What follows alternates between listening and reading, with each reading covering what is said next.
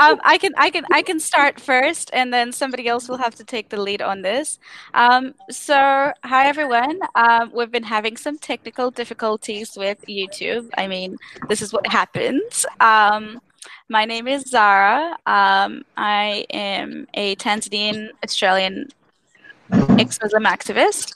I founded a nonprofit called Faithless Hijabi that works with ex-Muslim women on their plight from religion to reason and supporting Muslim women as well. Um, the well, I was born in Tanzania and I now live in Australia, and the whole idea behind all of us joining here right now is to basically express how we feel about the hijab, what we had been through, showing our support for women that are currently facing charges or not having the freedom to take off their hijab. This is, in my opinion, um, of, this is in no way an attack on people who do wear the hijab and choose to wear it. I see this as more of a conversation that we're having on a conversation that we're having to the wider audience and educating them on the other parts of the world where women don't agree with the hijab, especially based on our personal experiences. I started wearing the hijab when I was 8 years old. I was never forced into it. My family were conservative yet liberal. I wanted to wear it because everybody in my school was wearing it, and it was the cool thing to do. It was like such a nice thing that it was just a privilege to wear it, and I wanted to be part of that privilege. I moved out of Tanzania when I was 16. I went to study overseas, and slowly I was exposed to a work. It was my first time that I saw Muslim women who hadn't worn the hijab, and I didn't know you could be a Muslim woman and not wear a hijab. The concept just did not make sense to me. It was the first time I'd ever seen a woman who called herself Muslim and did not wear a hijab. Um, I slowly started taking dance classes, and it felt really awkward for me to wear the hijab while doing salsa. So I would take them off during my salsa classes, and a year later on, I would start loosening it up and taking it off. It wasn't the best conversation that I had with my family. My dad stopped talking to me when I took off the hijab and I moved to Australia. They thought I was doing it to protect myself from racism in Australia, and it was the complete opposite. It just felt like I wasn't me when I wore the hijab, and that all I wanted to do was show my hair to take control of what I wanted to wear without feeling guilty. Um, the new start in Australia really helped, not knowing anybody from my past. However, everybody who saw my photos online started abusing me, even my female high school friends. They said I was succumbing to the West, that I had no values or morals, and the next thing I would do is go walk naked in the streets. So I was actually compared to somebody who would walk nude on the streets only because I stopped wearing the hijab.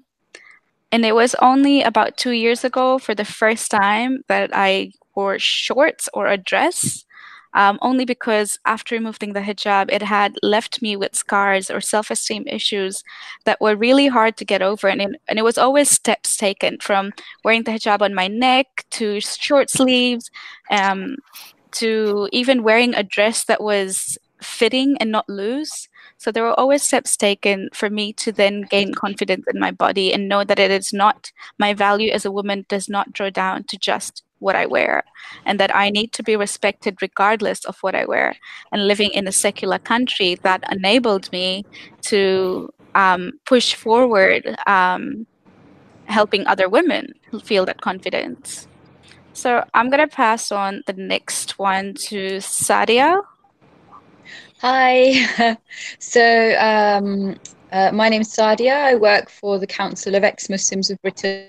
Last year, the Council of Ex-Muslims of Britain protested outside the Iranian embassy against mandatory veiling laws.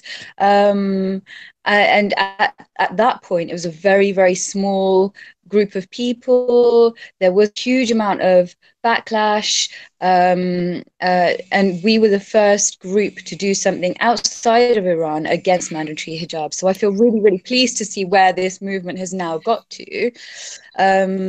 I, for one, it's really interesting. So my family are Pakistani. They came to Britain in the 60s.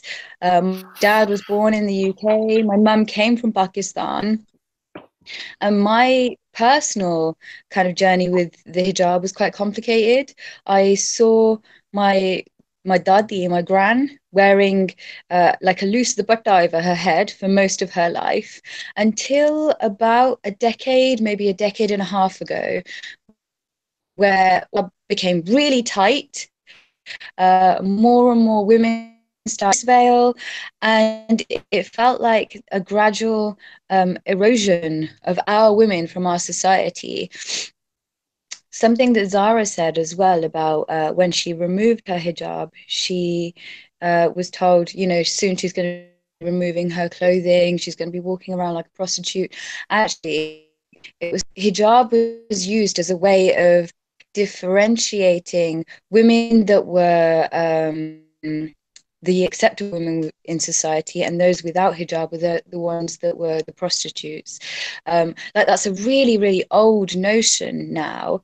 So I personally started wearing hijab when I was a very young teenager in school, and I literally did it because there were other members of the family. There's the only way becoming part of the already excluded. We used to ask questions about the origins of God and various ideas that were being, you know, pumped into us. I thought it was the only way of getting acceptance, and I did. My status went from, you know, very, very low to quite high because of a piece of fabric that I put on my head. Then I gradually started removing it again because I was a child. So, you know, I noticed a difference from my non-Muslims. I felt alien. Later on, having been an atheist for 4 years, I went back to it. So at 19, I was in a arranged engagement, and I had to put my hijab back on. And at that point, I put the niqab on too. And that lasted for about 6 months when gradually I started removing it again. Actually, what I found when I did it as a child, I don't think you necessarily understand some of the reactions that you're getting. I did again become part of the club within my family, and then removing it, I was gradually vilified again. Even going from wearing a tight hijab, so I went from when I gradually started removing the hijab, what I realized was I was getting more of a backlash from my following the hijab than I was from mainstream. And that was an interesting uh, situation. So I think I'll just jump in for a second. Sadi, I think you're breaking in and out, but um, I'll just introduce myself real quick. My name's Asra Nomani, and I am literally breaking conventional wisdom by being behind the steering wheel. A expression that has, you know, become a representation of the way that hijab is perpetuated in society. My story is that I was born in India into a conservative family that also practiced this idea of separation. My grandmother was literally on my grandfather's deathbed when she was told that she had to leave because there were men coming into the home that were strangers. And so when her beloved husband was dying, she had to leave the room. And she was in another room when he had his last breath on this earth. They were living in the city of Azamgarh in northern India, where my paternal grandmother, my dadi, was the first woman to take off the burqa or face veil. And so the discussion we're having today is really a manifesto from all of us as women rejecting an interpretation of Islam that says that a woman is too sexy for her hair. And I am here from Northern Virginia, and what I'm going to do is, as everyone shares their stories, is take our viewers on a little tour of how it is that hijab expresses itself in society, even in the United States of America, through separation and segregation. And ultimately, the idea of political Islam, or Islamism as we call it, is one in which women end up becoming second-class citizens. And what we all declare so strongly here is that we are first-class citizens in this world. We are free to make the choices. And as Zara pointed out so well, we are not rejecting the choice that women have to wear the headscarf if they wish. Many of my family wear the headscarf, and this is not against them. Every woman gets to make her own choice, but we are very much standing for the millions of women, either through tradition or law, who are forced to cover their hair. And this idea in our culture of our communities that a woman is less than and is really dishonorable if she dares to have her hair on her shoulders with the wind flowing freely through it. So I am honored to be with all of you, and thank you for joining us from all over the world. I'm honored right now also to introduce my mother, who is here from Morgantown, West Virginia. Hello, Mom. Hi, how are you? Good. Could you introduce yourself and tell everybody a little bit about your life story and what hijab means to you? I'm Sajida Numani. I'm Asra's mom. I'm in this struggle with her too. The fact is that I really don't appreciate the fact that we have to cover our head so tight with scarves and on and so forth. When I was growing up, I had to wear burqa, but I didn't have to wear a tight dupatta on my head. It was just like a light chiffon dupatta that we would just cover our head, not completely like tight like they do these days. So, but once I came here, everything changed. So where are you with us from, Mom? I'm from Morgantown, West Virginia. And what year did you come to the United States? 1968. And were Muslim women required by culture and habit in the United States to wear a headscarf? Did you feel any pressure to wear? Yeah, I didn't see any mention of scarf and all that. I don't think it was a requirement. What have you noticed over the last 50 years almost? Things have changed pretty last couple of years. 50 years, I don't think it was this much. Just the Saudis used to wear their hijab or something like that, but I didn't notice much of hijab around.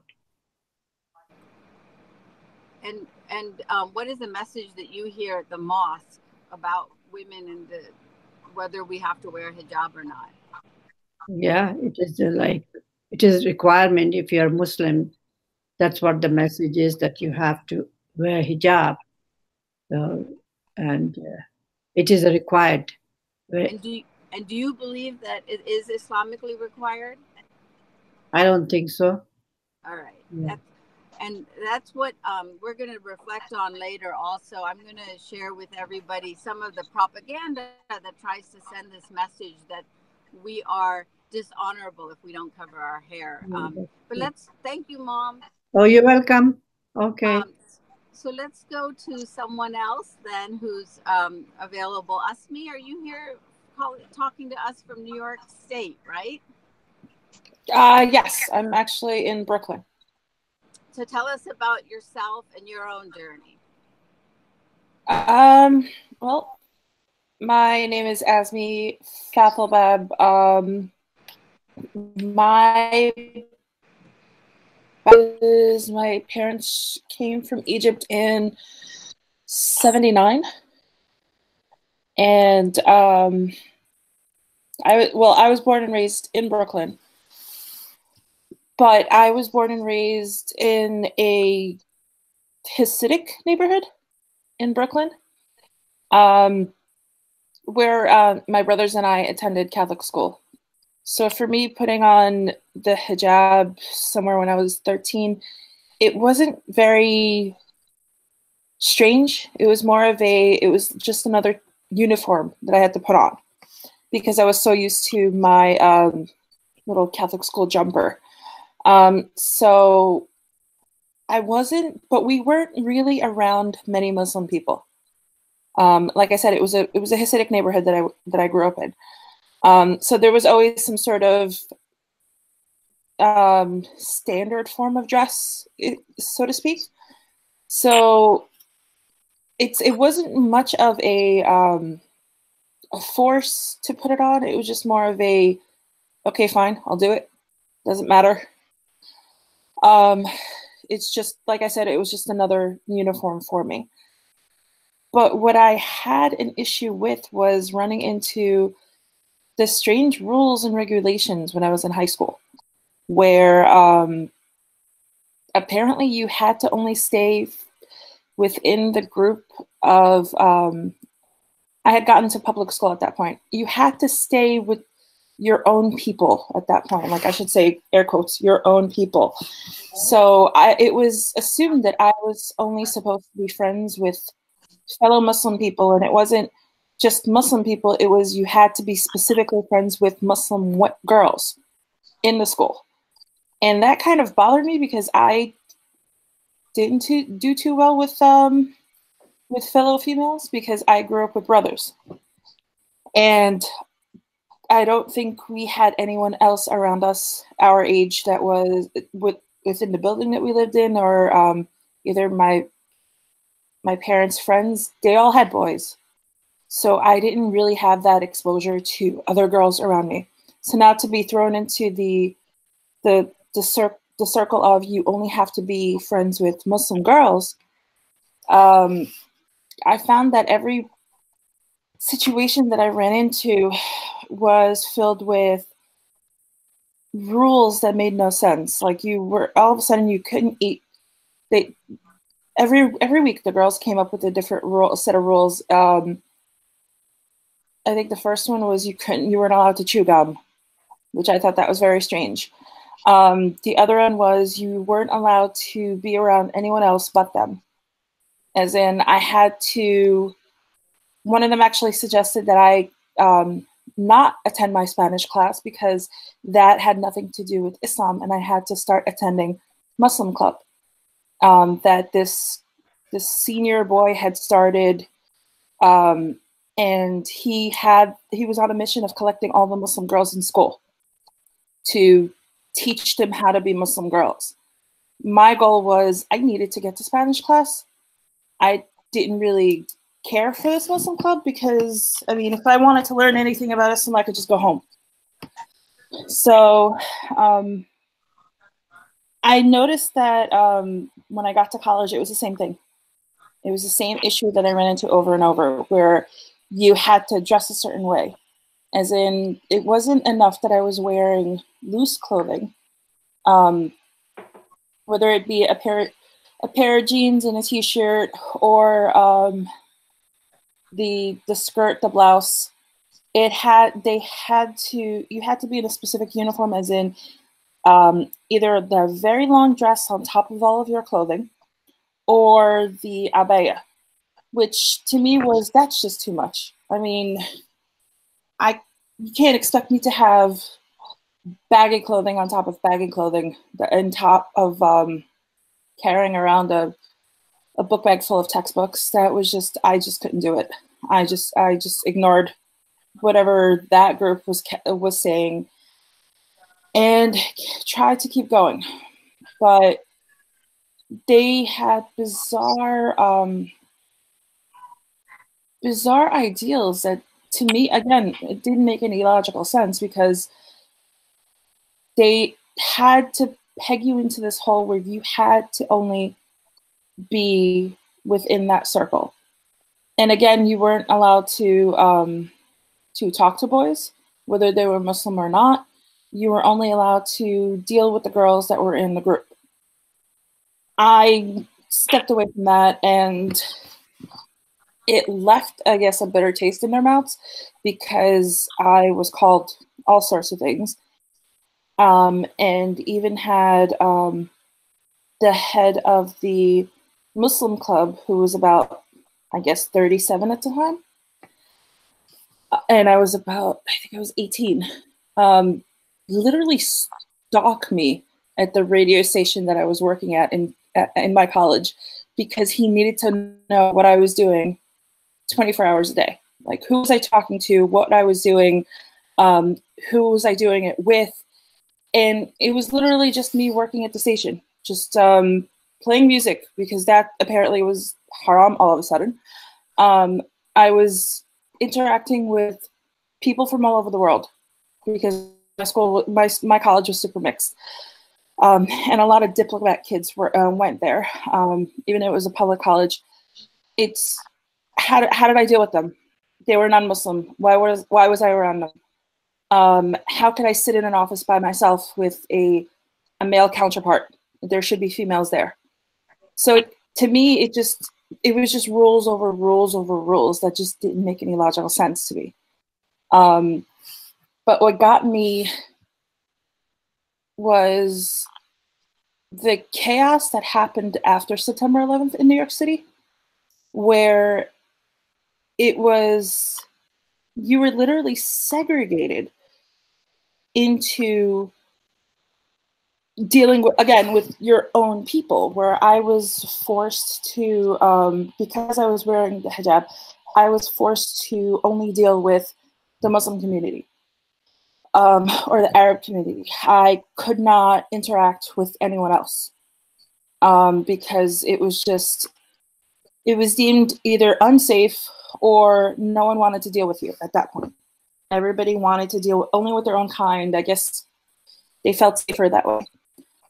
But being pushed into the Muslim community when I really did not want to deal with the Muslim community was pretty hard, because I ended up dealing with their chaos that came with the culture and religion that, again, had nothing to do with the religion, but it was all cultural standards on the Arab side, which I have to say this, and I keep reiterating this over and over throughout my whole entire life. My parents are Egyptian, so our culture is completely different than the Arab culture. Misconception is that we should be lumped in with Arab society, but our culture has nothing to do with them. Our language is technically completely different. Food, background, everything is just, we really are the opposite of them. We have nothing to do with that culture. So to be pushed into a culture where you are forced to follow their standards when they're not yours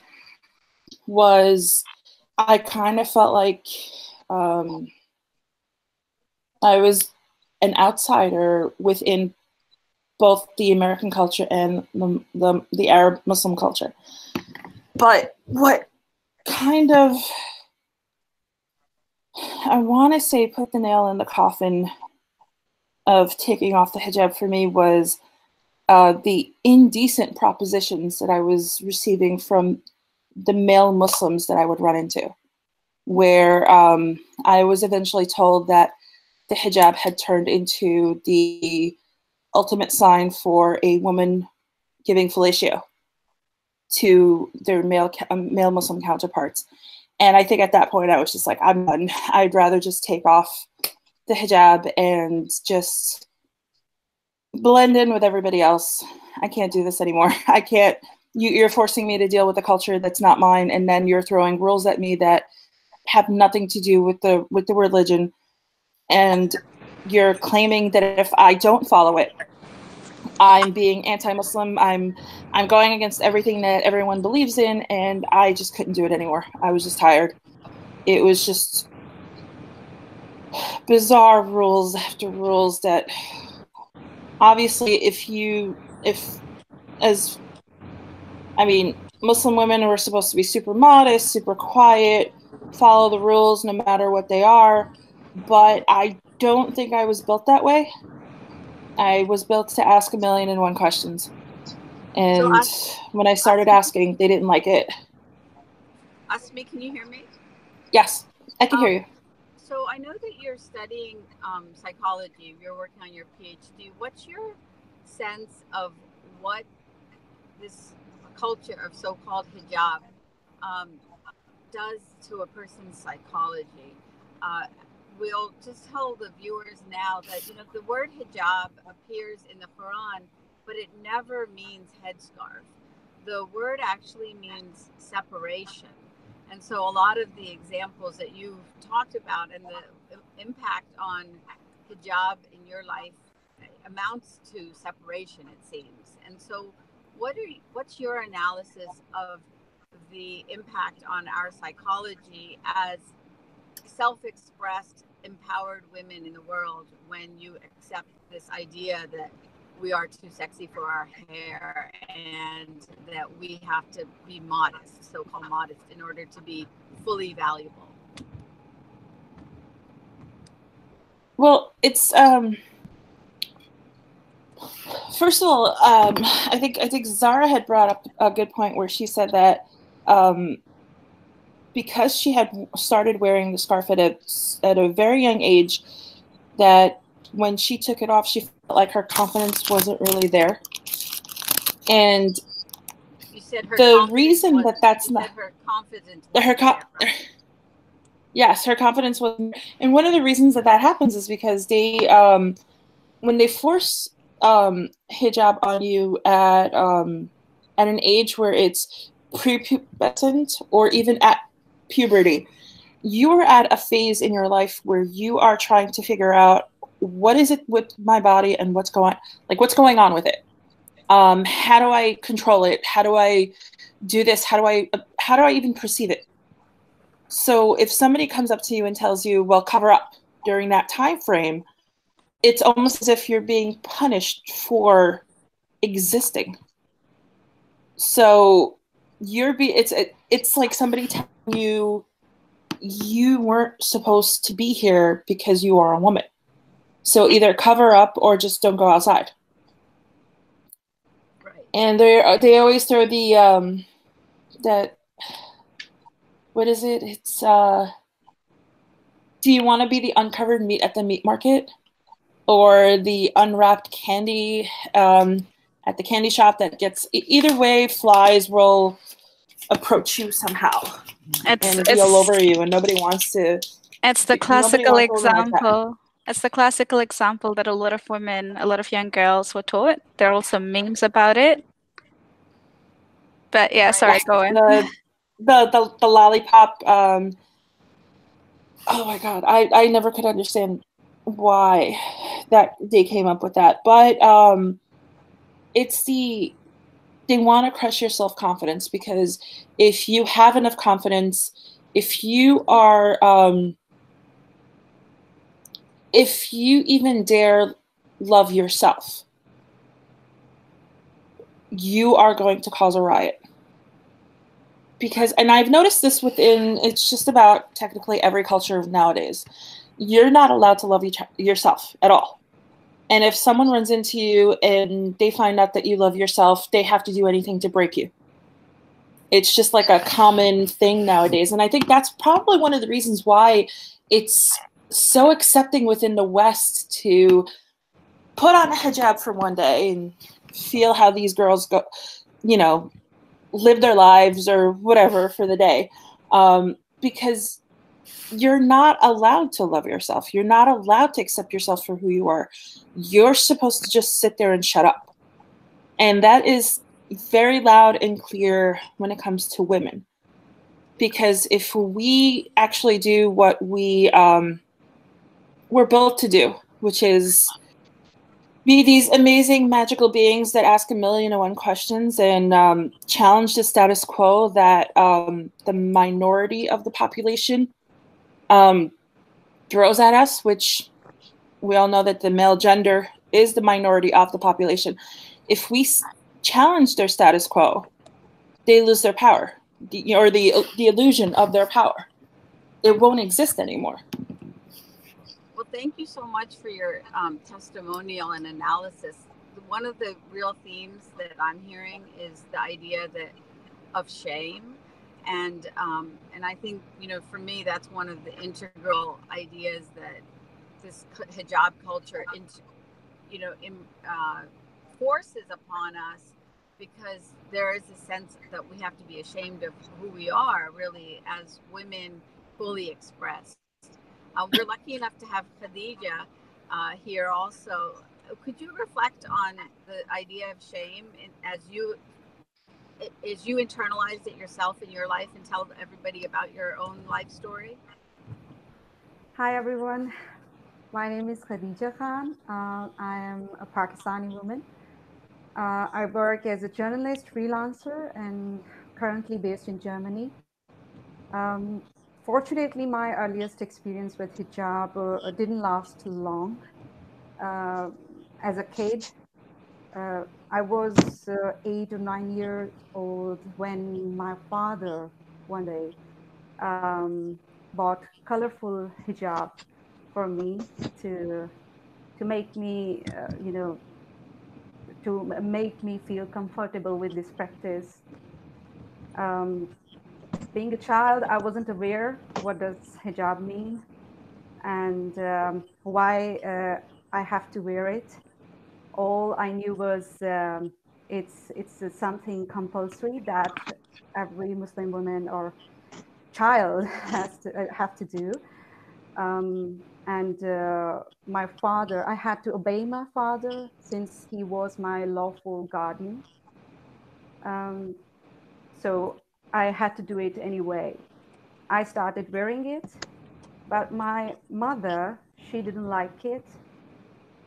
Being a big and obedient wife, though she wasn't in a position of exercising free will as she wanted to do, but I am very lucky that she took a firm stand for me. And one day she just couldn't help it and pulled that hijab off my head.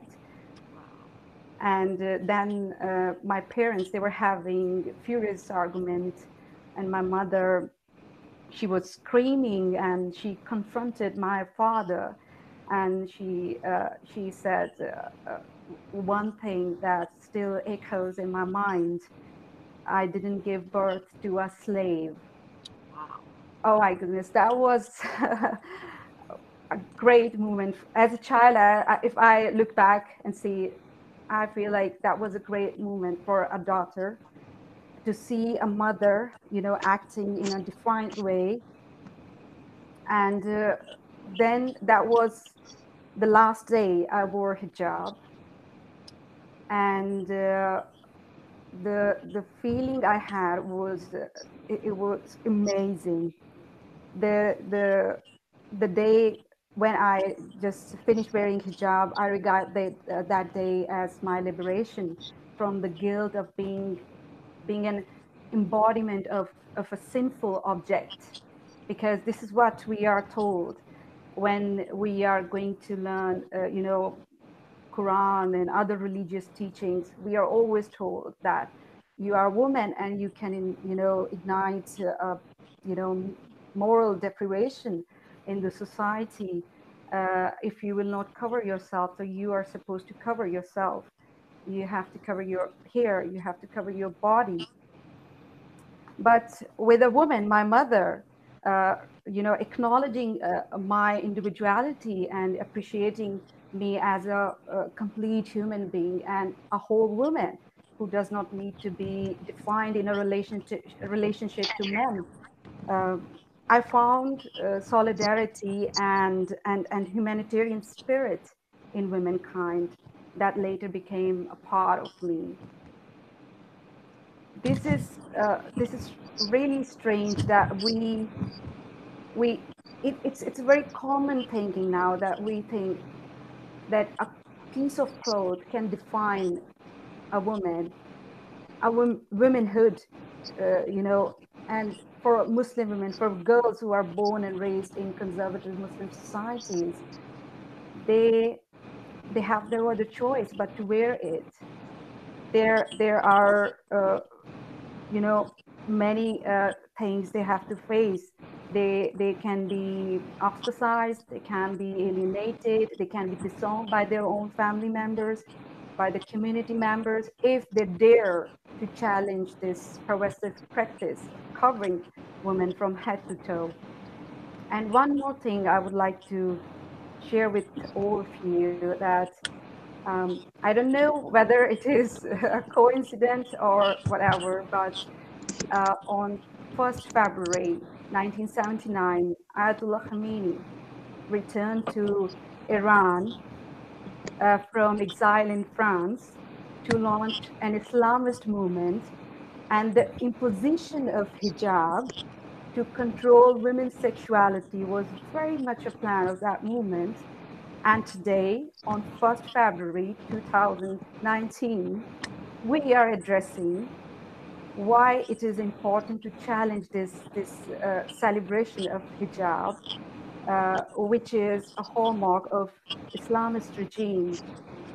That speaks volumes, that what we are talking about and why we are resisting this celebration. Because whether you pretend or whether you are saying it by your heart, you cannot change the meaning behind this attire.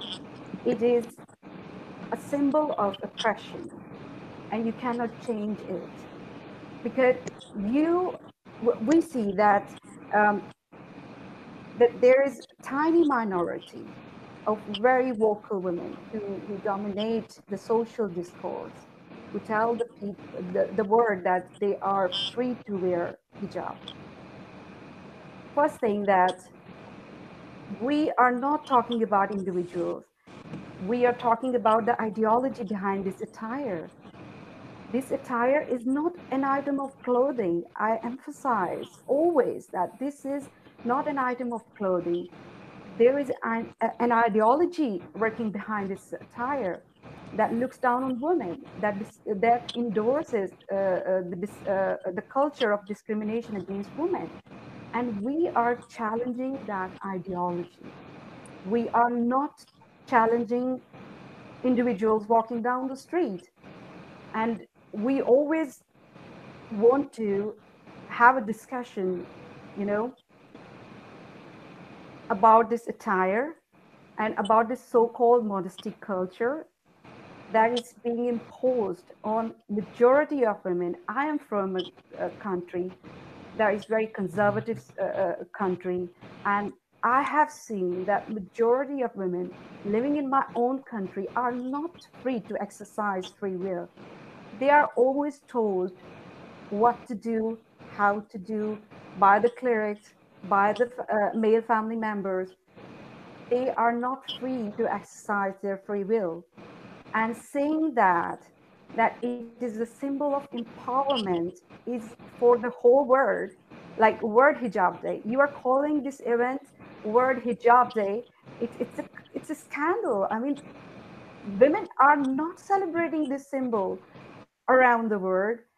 Majority of women are fighting against this so-called modesty culture, and they want to get rid of this.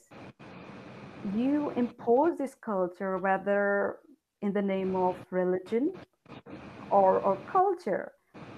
The main thing is we are talking about that we see these women celebrating hijab, that they always urge people that you wear hijab to show solidarity with Muslim women. First of all, it is a myth that all Muslim women, they all wear hijab or burqa or chadar.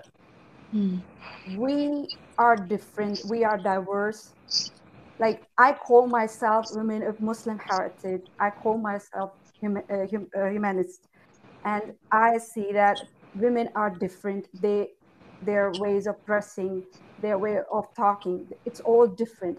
But just putting all women, all Muslim women, in a box and tell the world that they all wear hijab, they all wear burqa or niqab, is disingenuous. It's not the reality.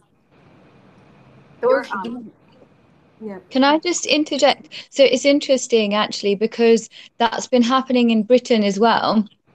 What's gradually been happening is this pushing into the mainstream hijabi Muslim women and an erasure of everything that Muslim women before these Muslim women did without the hijab.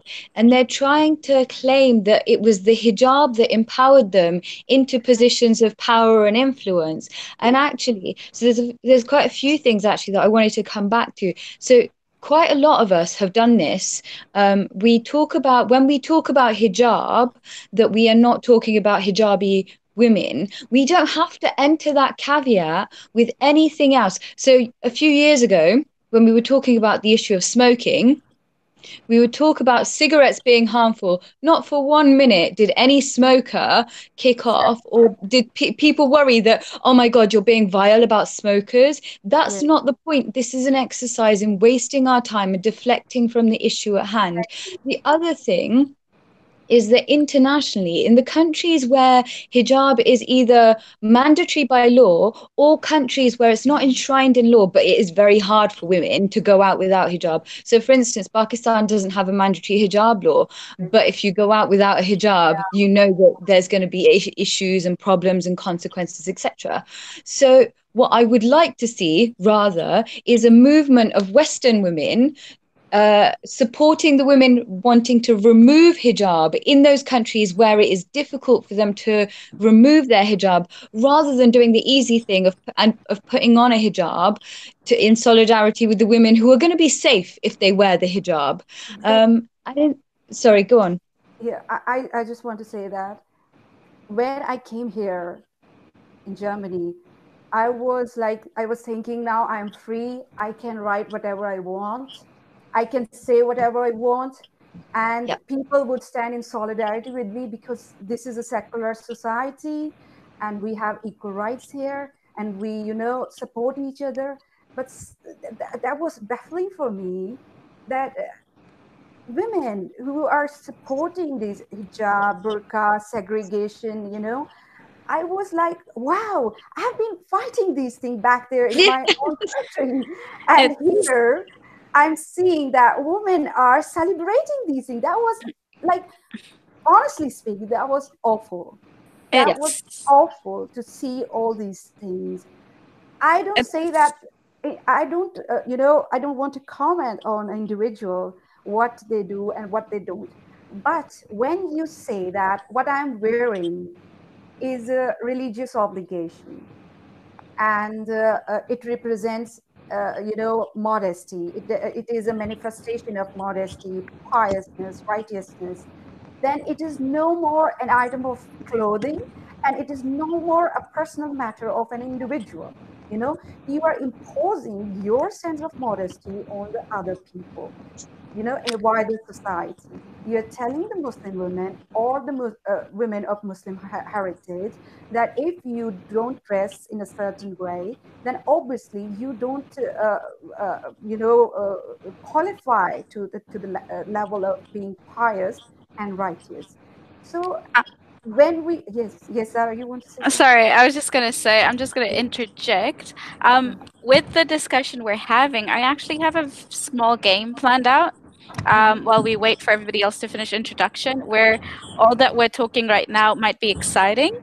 So the game that I have just before Nick goes on is basically I have faced that too. It's kind of like a Me Too thing that's happened to me too. So all the stereotypes that we've been told, all the thoughts that we've had that, hey, I've thought about it too, and this is what I agree with. So I'm hoping to save that for the exciting and the fun part. But Nick, would you like to go next? Yeah, so my mother converted to Islam when I was very, very young, and she was very quick to embrace the world of, I guess, what you would call is extremist Islam. So I was 7 years old when she put hijab on me, and I was 7 years old, and mum's wearing it, all my friends wear it, their mums wear it. It was kind of something that I had just everyone I knew was wearing one. So I didn't really question it. Then as the years go by, my hijab would get longer and longer and longer. So, you wear the cute one, and then as I was getting older and older and older, it would end up being a hijab.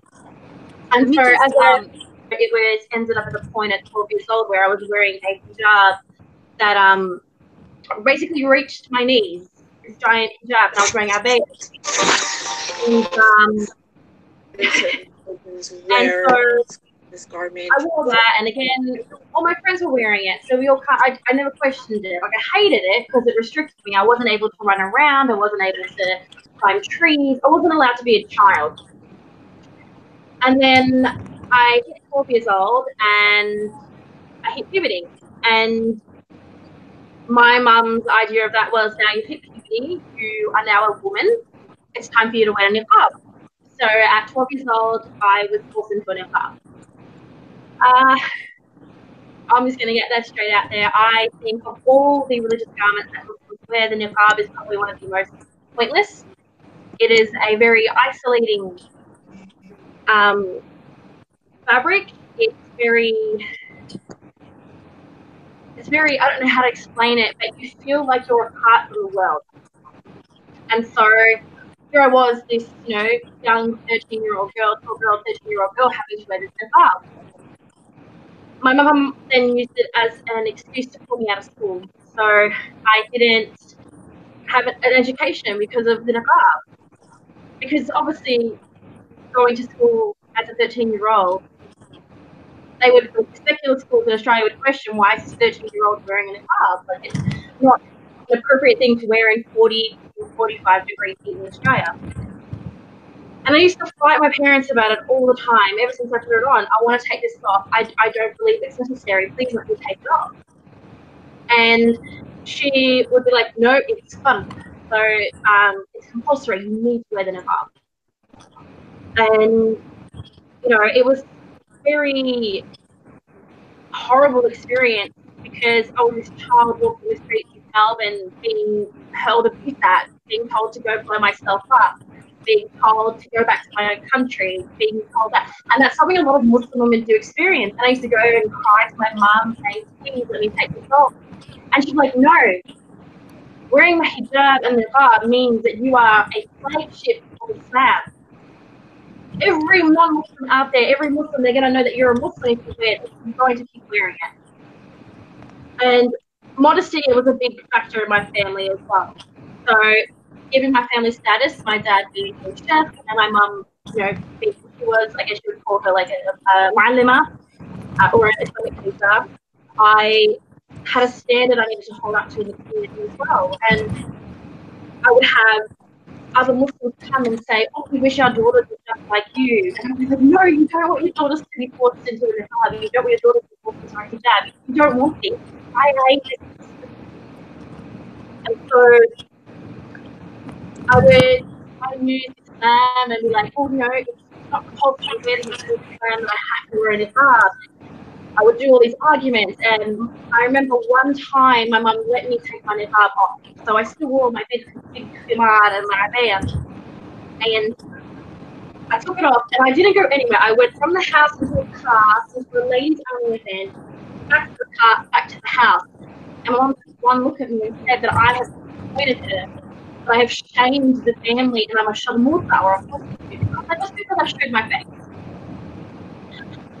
Another time, I was wearing leggings under my abaya, and I was in the car, and nobody should see them, and she saw my leggings. And she's like, "You look like a whore. How can you dress like this? You look like a whore." And I'm like, "How can I look like a whore? I'm covered in head like all you can see is visible in my eye." And so I actually removed the hijab and niqab until the day I left home. I wore it from when I was the hijab from 7, niqab at 12, 13. And I did not remove it until I was 19 years old. And I don't know, that's why these things are important. These discussions are so important. I experienced it from both spectrums. I experienced it as a Muslim girl wearing a hijab and niqab, the abuse that they can get from bigots and everything like that. But then I also experienced it as someone who didn't want to wear it and it was forced upon me. And so, like, to this day, like, I don't like it and I don't see the need for it. But if I see a Muslim woman being abused in the street, I'd like to defend that woman because she has every right to wear that if that's what she wants to do. If she doesn't want to wear it, that's her prerogative as well. And even in Australia, which is a secular country, which is a Western country, the amount of bullying and peer pressure and all of that sort of stuff that comes with the hijab and that modesty culture is prevalent here. There were times where my own father would go up to other people and say, "How could you let your daughter leave the house like that? She's attracting men's attention, men's gazes." And it's just the kind of thing that it saddens me, really. Yeah. It is really early in the morning and I'm like falling asleep. Oh no, yeah, it's about 2 a.m. here. I would like to say something.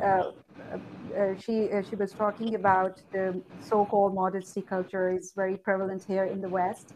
One thing that I noticed, like there are, many cases have been reported in the West when women of Muslim heritage, they try to refuse to wear hijab or comply with a very rigid and ultra-conservative, lifestyle, then they are ostracized, they are disowned, they are, tortured at the hand of their own family members by the community, so-called community leaders and the people living in the community. And in some of the worst cases, these extremists, some of the extremists, they kill their daughters, sisters, for refusing to wear hijab. But mainstream media prefer to brush this horrible aspect of modesty culture aside very conveniently. I have noticed this, that always when we talk about modesty culture, it is always presented in a very attractive way, that to tell people that this is something very sacred and something very attractive and something is very protective. If those women who are choosing to wear it, they are very much empowered. But this horrible aspect that women are being tortured, they are being refused and denied their right to refuse to wear this hijab, this is not being highlighted as it must be. Right. Because we always hear incident that, and this is I would always say that this is also condemnable if any woman has to face any kind of attack because of her dressing, whether she's wearing burqa, niqab, or a skirt. But we have to highlight the other aspect, which is harming many women, and they are suffering in silence. Yeah, I'd like to just add that, a lot of times, and I also do this, is I think of hijab culture as purity culture. And you all have reflected so well, Sadia, Khadija, all of you, about how the West has this virtual, and feminists in the West unfortunately have this virtual fetish about the hijab. They have fetishized it to make it seem like it is something positive.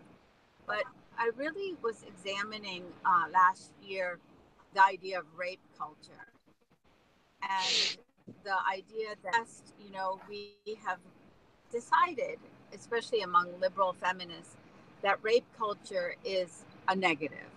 And I looked explicitly at what is rape culture as defined by Western feminists. And it is the idea that a woman is responsible for protecting her safety from sexual assault, that a woman can be judged by what she wears or doesn't wear, that a woman is not to be believed oftentimes. And if you examine what hijab culture is, it is all of those items. And so, as a thought exercise, I want to invite, folks like Sadia was saying, and Khadija, who so blindly follow the propaganda of the Islamists to make a fetish out of the hijab, really examine what it represents. What is the values and what are the messages that it sends? For example, when you say that a girl at the age of 9 has now hit puberty and must cover her hair so that she does not sexually attract boys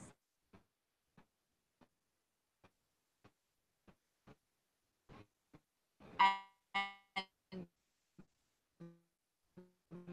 are sexualizing this little girl. And her responsible for her own personal safety by wears.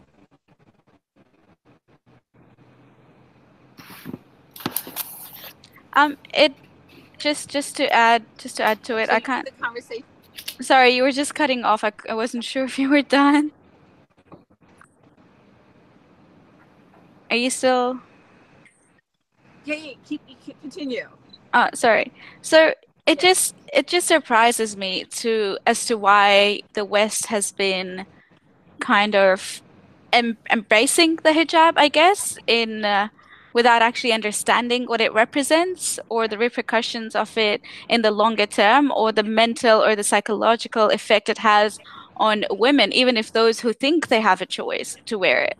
Because, like I said, when I took it off and I thought I had a choice, and most of, like, when I took it off, I lacked the self-confidence.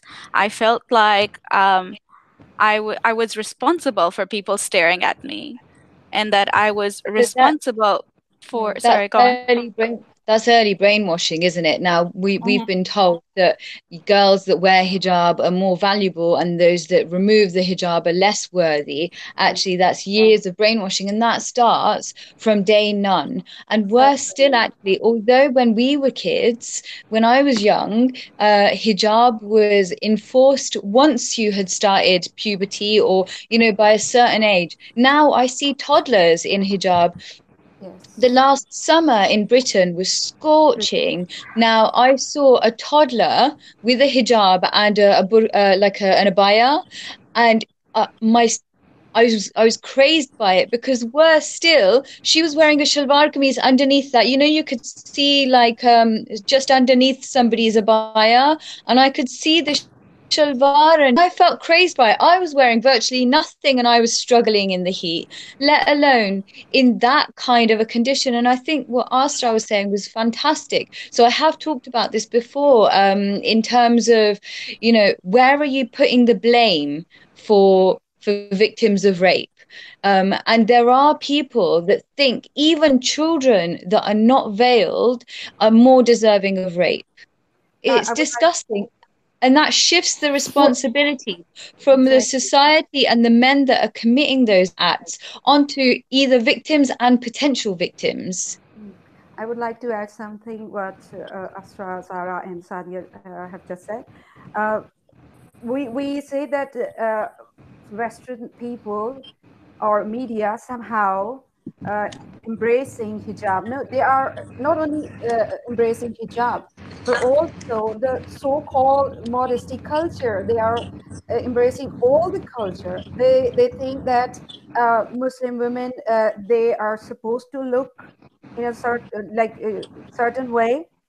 They have to follow certain rules, and their parents, their family members, and their community, people from their community, they have the right to discipline them in a certain religious and traditional way.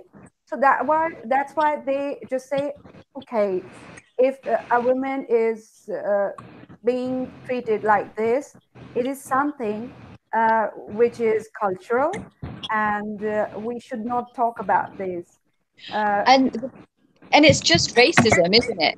They would never they would never have those standards for their daughters, for their community, to Yes, have a lower standard for our girls, our communities, our women, our young girls, is just racism.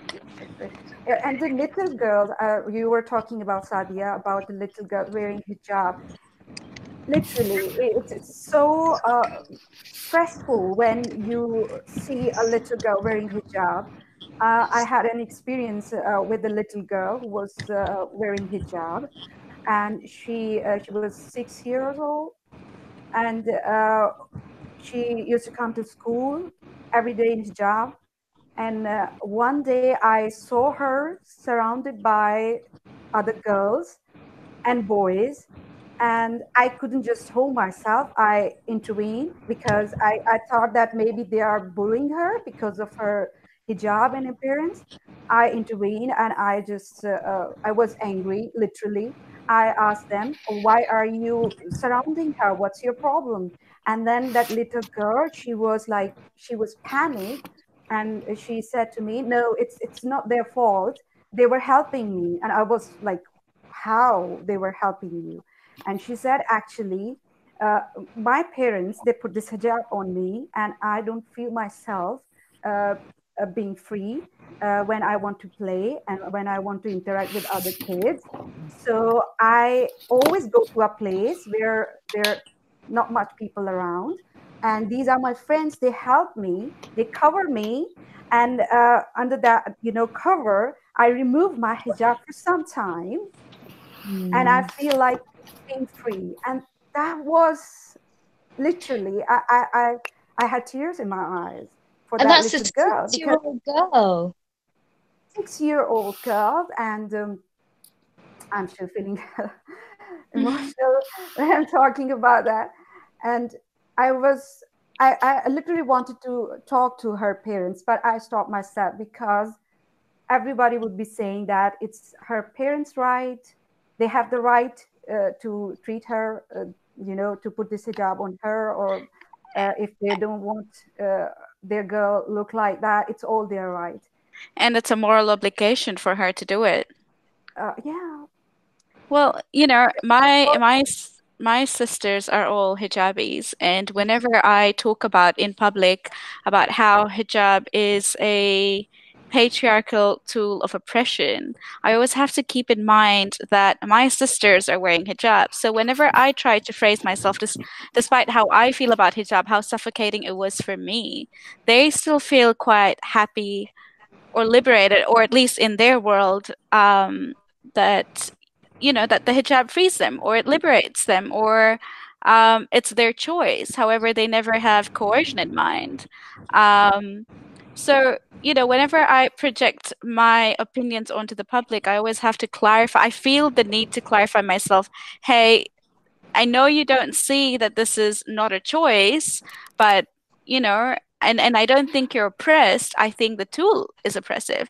I think the reason people find hijab liberating is because they have a choice to choose. They think they have a choice to choose what they wear, not because of the hijab itself. It's the illusion of choice that creates liberation, in my opinion.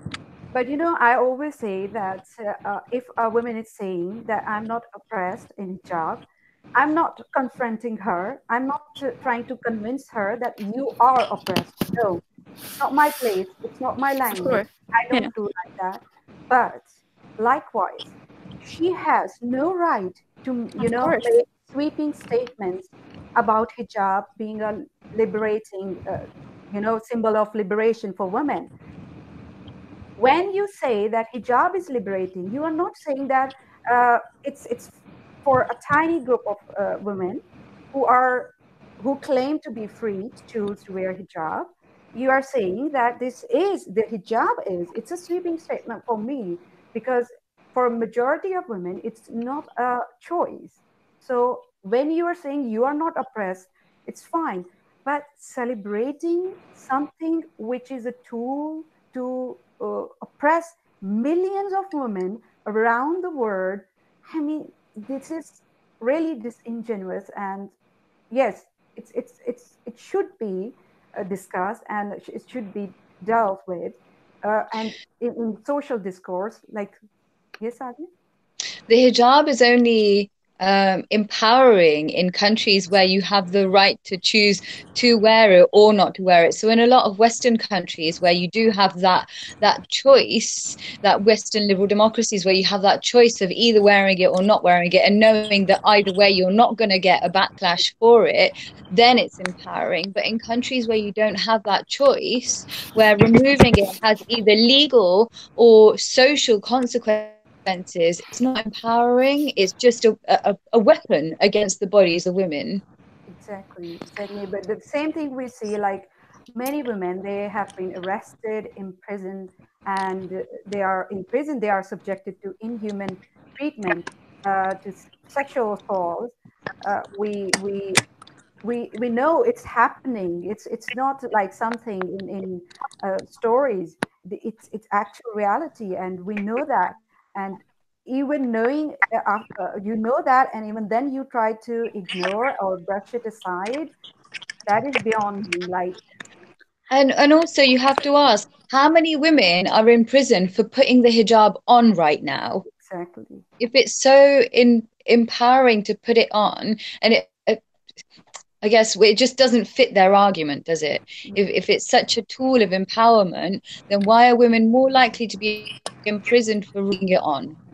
You are empowered because you are living Wait, in secular Western societies, and you Exactly. have your rights protected under secular laws. That's why you feel empowered. It has nothing to do with your religion. It has nothing to do with your culture. It is the place you are lucky to be in. It's just ask the women or interact with. Like, I spend most of my life in a country where all laws either like based on Sharia or Sharia compliant. They are like one and the same thing. And Yes. I have seen that women are being oppressed.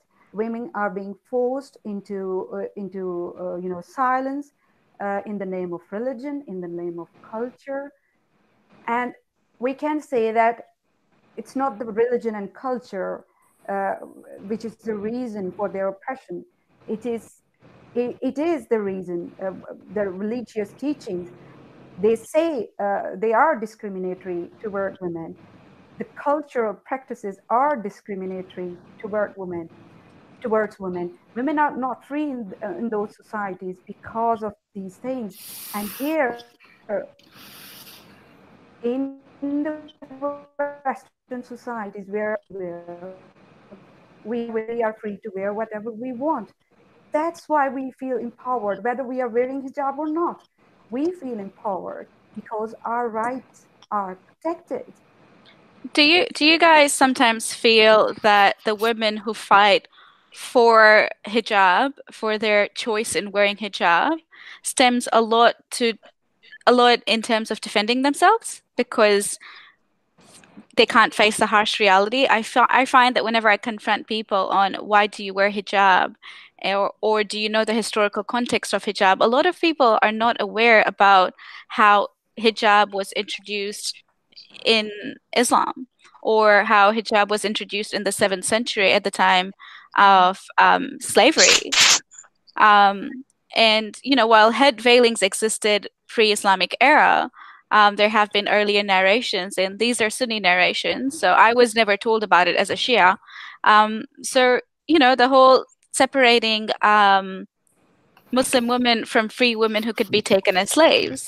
And to me, when I see women supporting that veil, it's to me, it's other women who bring women down. It's not even the men at this point. The men are, yes, in a different, they objectify women, but it is also other women who are bringing the women down, who are enabling the society that puts other women, that objectifies other women, that forgets the historical context of why hijab was revealed. And what I don't understand is when they say, oh, there's a hijab for men as well, and they have to lower their gaze. And I'm like, sister, if men did lower their gaze, why are we still meant to cover ourselves? Like, shouldn't they just lower their gaze? Exactly. We'll just lower our gaze as well. Like, if they had to lower their gaze, why are we still wearing the hijab? So I think that, like, well, it's a double standard, actually. Hypocrisy is involved. Khadija, you know, your name, of course, has historical significance in Islam. Why don't you tell everybody who had the name of Khadija? Oh, I think she might have cut out. Yeah. Who had the name of Khadija in Islamic history? The first wife of Prophet. The first woman who embraced Islam. Yeah, and so what is the historical story about her and her power? Actually, as I see this character in Islam, she was the 1 minute that the way I see this historical character, Khadija, she was a very powerful woman, a very independent, the wealthiest woman of her time. And I see her like, if it wasn't for her, it would be very difficult for this Islamic movement, this Islamic campaign to be successful at that time. The wealth, the sincerity, the moral support she gave to her husband is incredible. And when I learned why I have been named Khadija and who is that character, I think like that is my actual strength. I took lots of inspiration from that character because I see her as someone who contributed a lot to a movement which seemed progressive at that time. And if you see that this movement wasn't the same when she was there was nothing which was, dictating women to be on an inferior place. There was nothing like that. She wasn't like a symbol of a woman being covered from head to toe.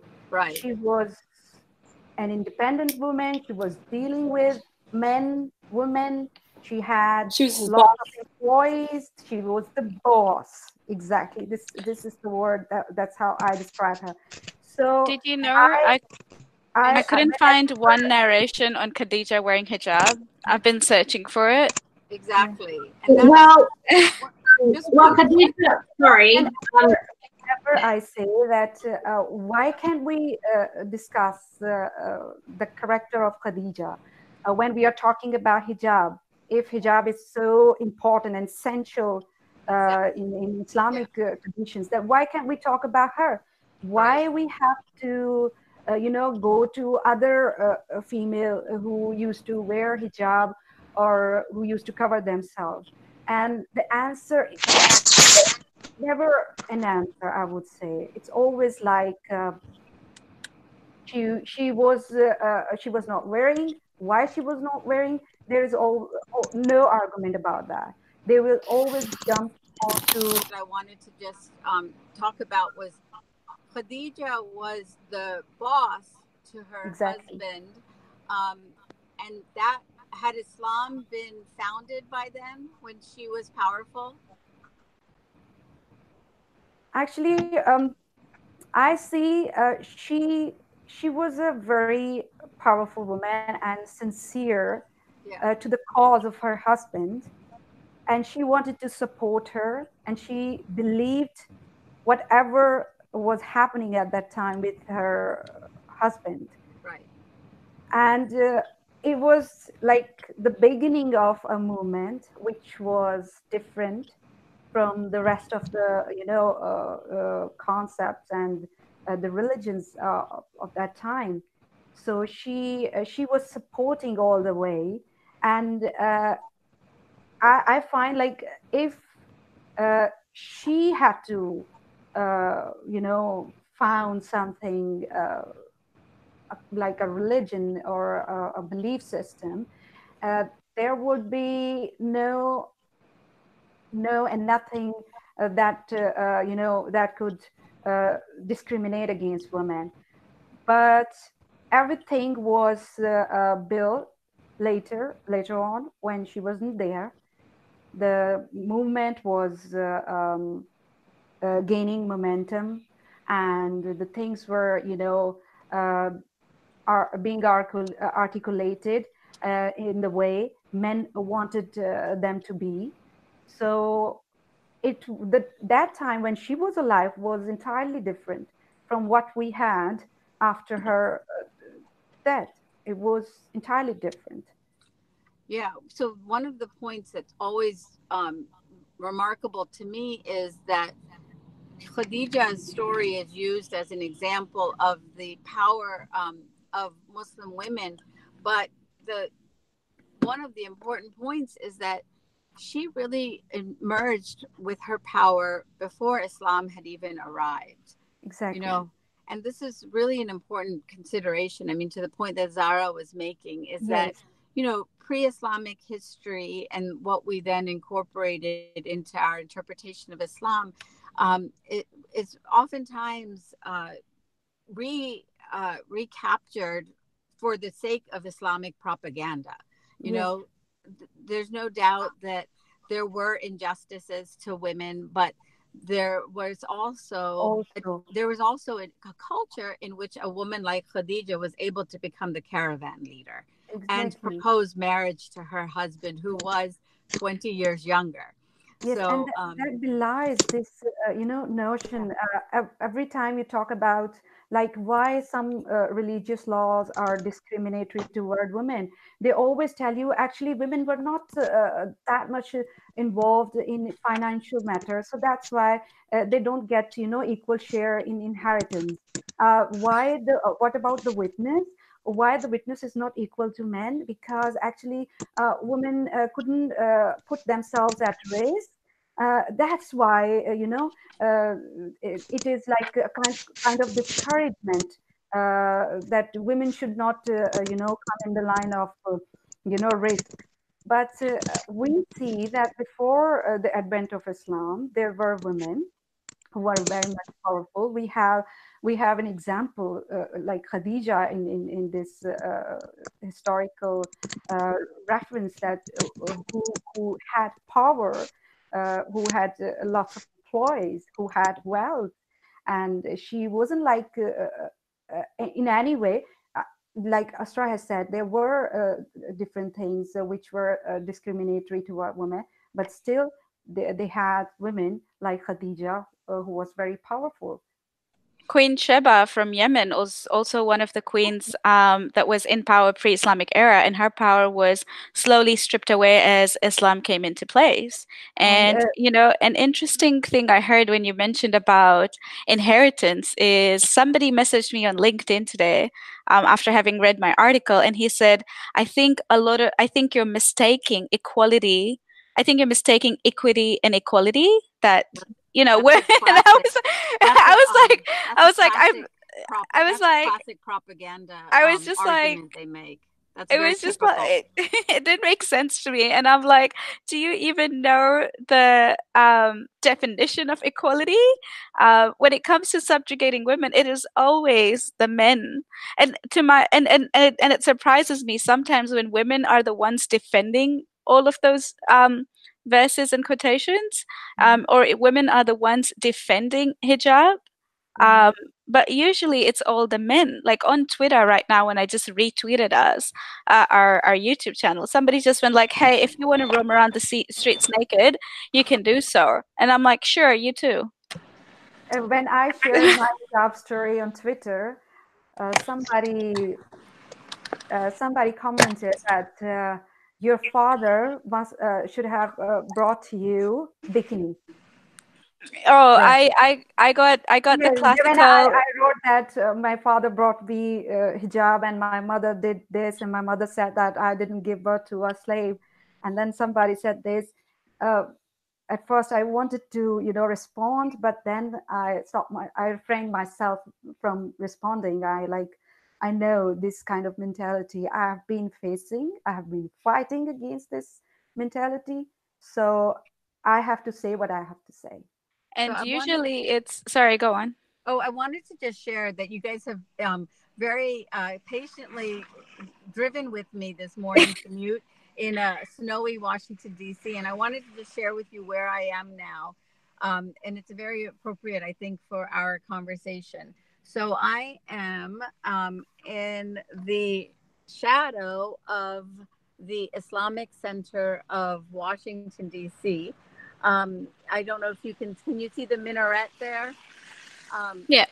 And the gates you can see there's a man who's entering. I think he's sweeping the sidewalk.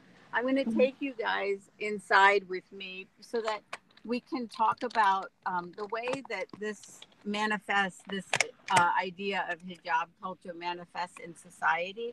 But I wanted to just, while we were here, Khadija was talking about the whole, let me just close the window for a second. The whole years, this is the anniversary today of the theocracy of the Iranian regime that now demands that a woman has to cover her hair. And the My Stealthy Freedom movement by Masi in Iran has empowered women to take their headscarves off, Yes. and empowered men to stand with them. And I wanted to just share like some of the ideology and the theology that has caused us to really have this this propaganda about the headscarf. So here is the Quran. It's called the Noble Quran. So you all know who puts out the Noble Quran? Saudi. What? Yes, exactly. The Saudi government. So here is the publication page, and it is put out from Al Medina Islamic University. And so one of the chapters and verses that's used is, I'm going to read from it here. It's 3359. And this is the Saudi translation. So it says, "O Prophet, so tell your wives and your daughters and the women of the believers to draw their cloaks." And then in parentheses, it puts veils. So what the Saudis have done is added the word veil because we're too stupid to know what cloak is supposed to mean. So draw their cloaks, parentheses, veils, all over their bodies. So this is again that idea that we were just talking about, Islamic history and what was going on at the time, the idea that the noble women, quote unquote, had to protect themselves. Now, what the Saudis have done is they have added this parentheses, that is, screen themselves completely, except the eyes or one eye to see the way. So I call this like pirate hijab, Yeah. Khadija, you're throwing your hand in your face. That will be, yeah. I'll just finish this one passage. That will be better, that they should be known as, and then in parentheses, to Zara's point earlier about how it is that they were trying to distinguish noble women from slave women. That will be better, that they should be known as free, respectable women, so as not to be annoyed. So, Sadia, you're shaking your head because so as not to be annoyed puts upon us the responsibility to not be annoyed, which is sexually harassed, raped, assaulted. So sure, like for me as a Muslim, and I respect that many people say, look, this is not my path for me. But for me, I try to approach this kind of passage in the historical context and say that which does not work for me today should not work, should not be applied. And nowadays, we have laws, rape laws, sexual assault laws that protect me. I don't have to be protected by the clothing that I wear, and I don't have to be told that I have to protect myself. I mean, what does this say about men? What is this Nothing. what does this say about men and their instincts and how they have been raised? Men are the victim. Men are the victim in all this scenario, if you see. Yeah, and I want to just show you, like, then what do we have? Like, you know, we're all women telling you, the world, our stories, and I want to just emphasize, this is a journalist in me, that this is a multi-million-dollar industry that puts out these books. And I'm just going to, so the Islamic hijab, farda, a sign of dignity, dignity, right? That's what we are. The intermingling of sexes. Trust me, they're against it. They don't go beyond the sex, literally. Right. Islamic farda, it just goes on and on. A view through hijab. And regarding men, let me just give you guys one little beautiful tidbit. This book on Islamic hijab says about old men and farda. So farda is a word in Urdu for this separation. And farda is the reason why my nani, my grandmother, wasn't able to be with her husband at his deathbed, because she had to observe farda when the men from the neighborhood came. Farda for an old man must be exercised to a greater degree. There is a need to be more careful because of his other physical powers and abilities are weakened. So too is his ability to resist carnal lust. He is also stirred by lust and passion. He does not regard his inclination towards females as the dictate of carnal lust. He stirs his carnal lust by reflection. And so no matter what the age, from boyhood to man to old manhood, they say that we have to use this headscarf to protect ourselves from this carnal lust of the uncontrollable man.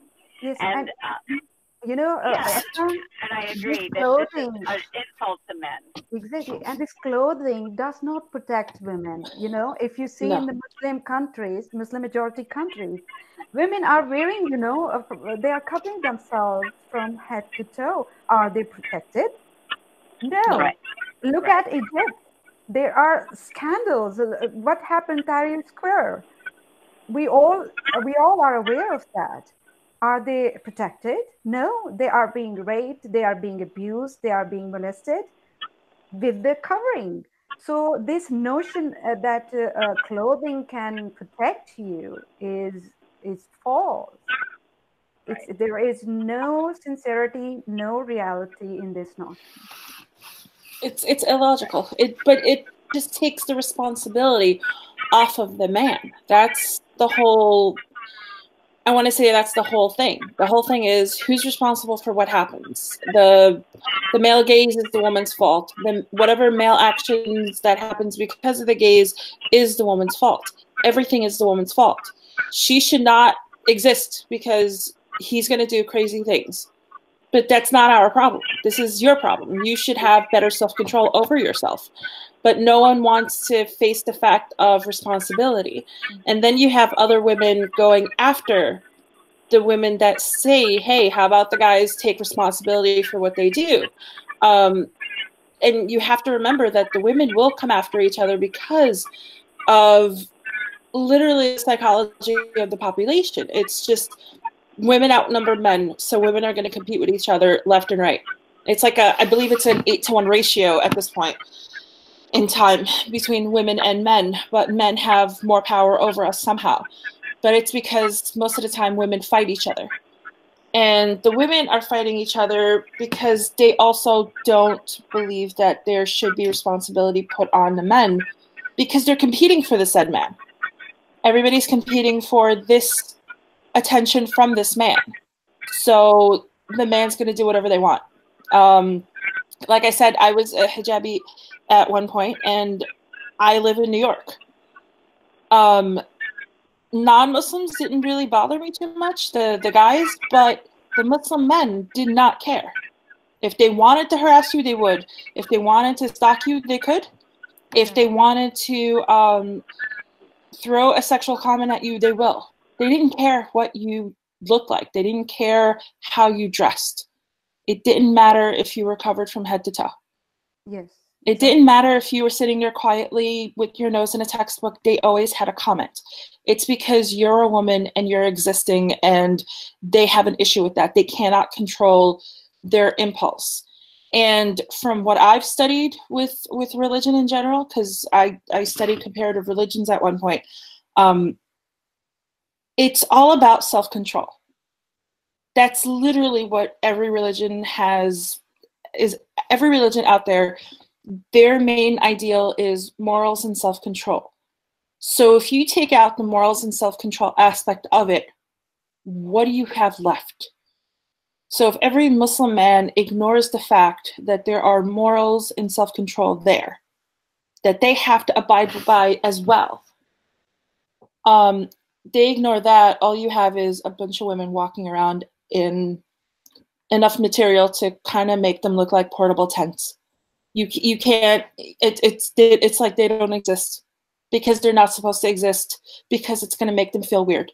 It's because they didn't know how to, they never hit that stage within puberty where they learned how to control their own erection or their own feelings. But that's not our problem. It's your problem. It's the guy's problem. Exactly. And this says a lot about how we're raising men. You know, if we raise men to be respectful towards women regardless of what they wear, we wouldn't be in this situation in the first place, where women are subjugated or are subjected to sexual harassment because of what they wear, right? And a lot of times, sorry, go on. I'm sorry to cut in, but if you look at the patterns, they have a and I keep going back and forth to Muslim men because I feel like they should be held more accountable for this. They have more respect for a woman that is from the West. Not a Muslim woman that was born and raised in the West. They'll treat her like complete trash and call her the whore that they want her to be. But a woman from the West, the woman that was born and raised there by Western parents, have a Western background, the ultimate white blonde woman, so to speak. That epitome of, the high standard of what a woman is supposed to look like to them, they will treat her with the utmost respect and treat her in a way that they claim you should be getting that treatment for your modest wear. But she can run around in a bikini all she wants. It's fine, because that's her culture. But because you are from my culture, you're supposed to sit there, cover up. And by the way, as he chases that woman and wants to be her little puppy, so to speak, he will expect you to wait for him back home, wherever you may be, and just sit there waiting for him until he comes back. And you're like at the age of, like, I don't know, 60, waiting for that proper Muslim man to come back. But he's doing what he wants. But you're being modest. Yes. But you're being treated like complete crap. Yes, Asmi, I would like to add what you were saying about upbringing of Muslim men. I mean, there is a recent example in a British school, Al Hijra. Sadia must be aware of that, where girls are being denied to have their lunch until the boys they finish their lunch. They are not allowed to have lunch with the boys. This is a extreme example of gender segregation in a school, and they are not adults, they are children. And it is not happening in Muslim majority countries. It is happening in Britain. It's in the West. Mm-hmm. In the West. And the people just turn their eye blind, they just choose to look the other way when it is happening in the name of culture or religion. This is discrimination. Because they don't want to look racist. Yes. They're more worried about that than anything. Exactly. And you, just to avoid from being called a racist, just imagine, what are you doing to these innocent kids? You are just leaving them, at the mercy of these extremist people. I would say Islamist people, because they are Islamist in closet. They are imposing Islamist values and their laws, in the name of religion. If these things are happening in Syria, and ISIS ISIS is responsible for implementing such strict and rigid laws, and when we see the same kind of laws being implemented here in the West, what is this then? I'm just going to interrupt. I love your hoodie, Esra. The red hoodie. This is what I call this is my, can you see my entire, this is my radical Islamic feminism hijab for when I have to, when I go into the mosque, because as everybody knows, unfortunately, even in mosques, most mosques have this compulsory hijab rule. And so even in America, or the West, like where, we think we have choice. Once we enter these gates of this place that gets the protection of freedom of religion, we are required to accept their theology. And so this time I'm going to try to not get kicked out so that I can give everybody a little bit of a tour. But, to this point, I want to just mention that in the West also, we have decided as a society that separate is unequal. Like, we have decided in the civil rights movement that separate is not equal. And so for liberal feminists to accept this idea of, quote, this esoteric debate of equality and equity that they try to throw at us, that separate can be equal, we just have to say, you don't accept this in any other civil rights situation, so why accept it for women? And the truth is, just like Khadija was saying, and as everyone else has mentioned, it is unequal. Women end up with the second class, third class conditions. I knew it since I was a little girl, and we would always end up after the Saudi ideology came to my hometown of Morgantown, West Virginia, we ended up always in the little room, cramped up. We'd run out of food, even though the women had made all of the food. And as a little girl, I wrote into my journal that it felt like a prison because we were separated. That was the culture of hijab, which means separation. And when we went to this mosque that the President Obama went to during his presidency, I went there and I saw in the weekend before his arrival that the little girls were sent into the cold gymnasium for their prayer, and the little boys got to enjoy the main hall. Wow. So when President Obama showed up, they had a great public relations day, and all of a sudden the main hall was opened up to boys and girls. But under normal conditions, the girls were sent into the dark gymnasium for their prayer services, and the women were sent into a balcony. And so it is such a myth that this hijab culture empowers us fully in society, because its basic, essential ethos is one of separation, which is ultimately unequal. So I'm going to start walking into the mosque area and just take my camera with me and just show you where I'm at as you guys continue to talk, okay?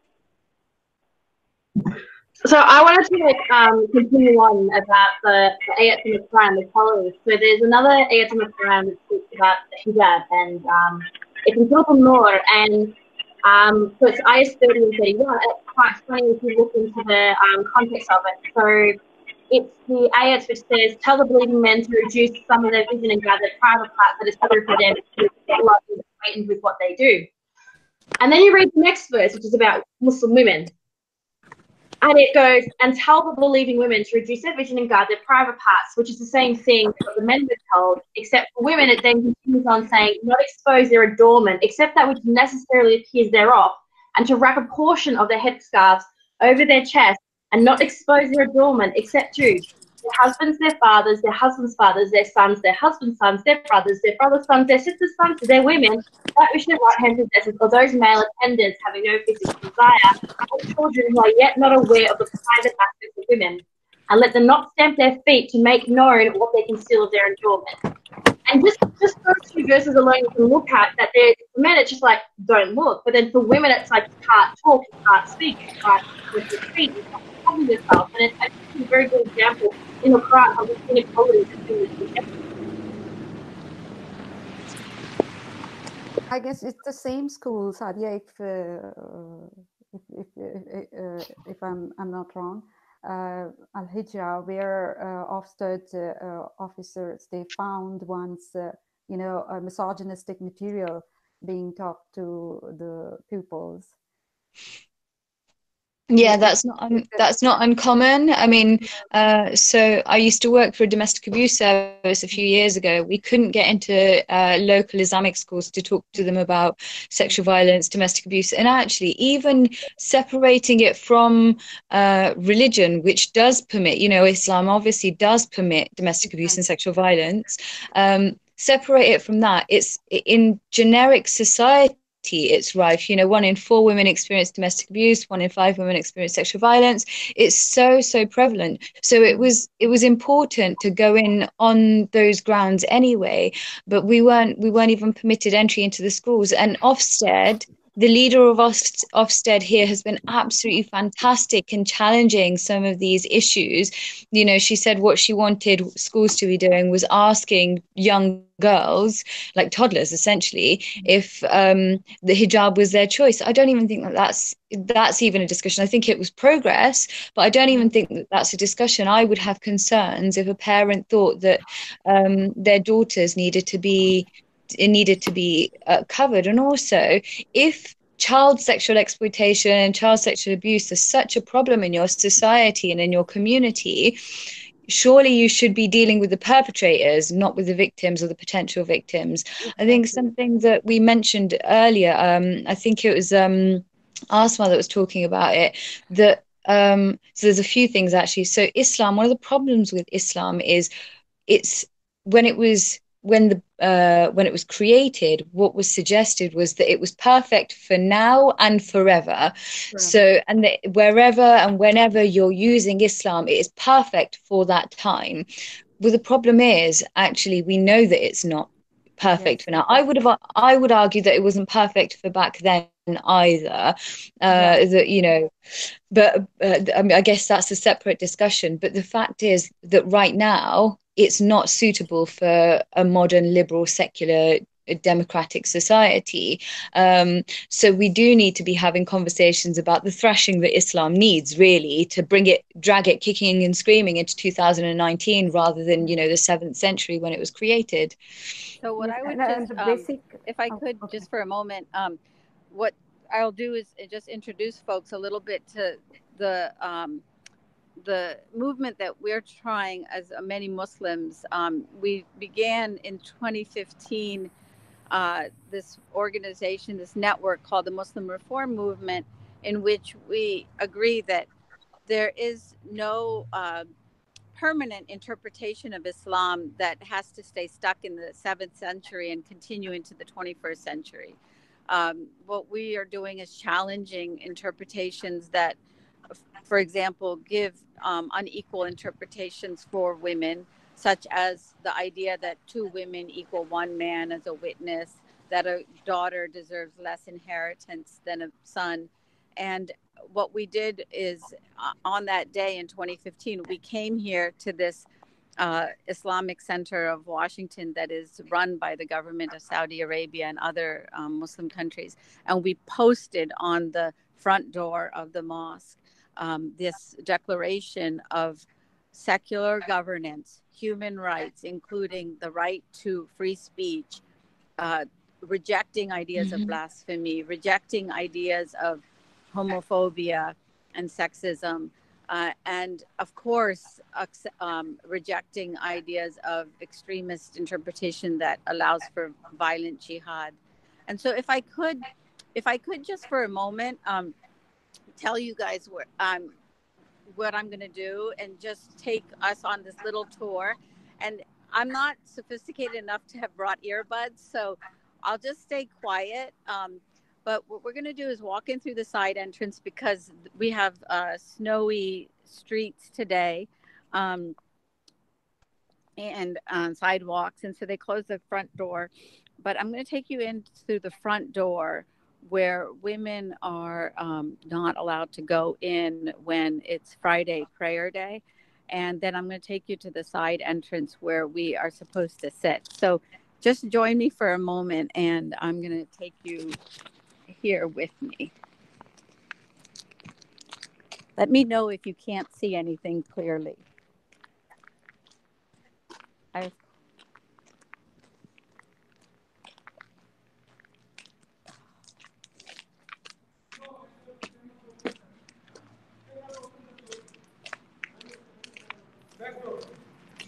Back door.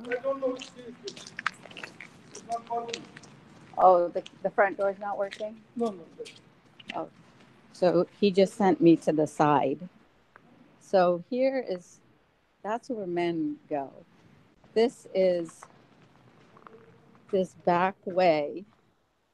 You see it's in a completely different building. And then you go down these steps. And the other thing is unequal. Like, imagine having disability, being pregnant, walking through.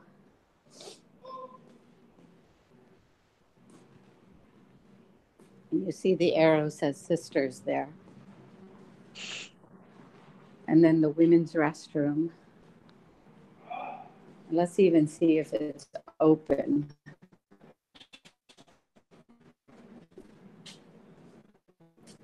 As of course can be. Do you see me walking into darkness, literally? Yes. You guys can talk now because, of course, there's no one here. And look here. This is the door to the women's prayer hall. I'll go to take you inside in a second. But where are we? We are literally right next to the toilet. Because that's the conditions that we get. And then here is the prayer hall. Let me just take off my jihadi boots. And it's all hours right now. I'm going to turn on the lights. You see here, this is how we are expected to watch the khutbah, the Friday service. Today is Friday, which is Jummah. You can see here, be considerate. The imam is talking. And of course, and what we do in the Islamic... And we are laughing in his face. Yeah. And the Islamic reform movement, we add an A there and say the imama, and we accept that women can lead men in prayer. But you can see here from this room, it's this little room. And you know what the men's section gets? The men's section gets beautiful Turkish tiles. They get tiles. They get this magnificence. We get this lovely bare walls. This is our bookshelf. You see here, like nothing, right? Little bookshelves. And I don't know which Qurans we have. The general priest. Have you ever been? Have you ever been to the men's section? Oh yeah, I've been kicked out of the men's section. I've been. We went into the men's section and we prayed. How expectedly. So much for. And you know what happened? They called the police because in America, the police are allowed to protect their rights. They're allowed to use the police to protect their rights to segregation. So what the heck, right? There was an African-American woman who came and told us we had to leave, otherwise we would be arrested for trespassing. Jesus. That's it.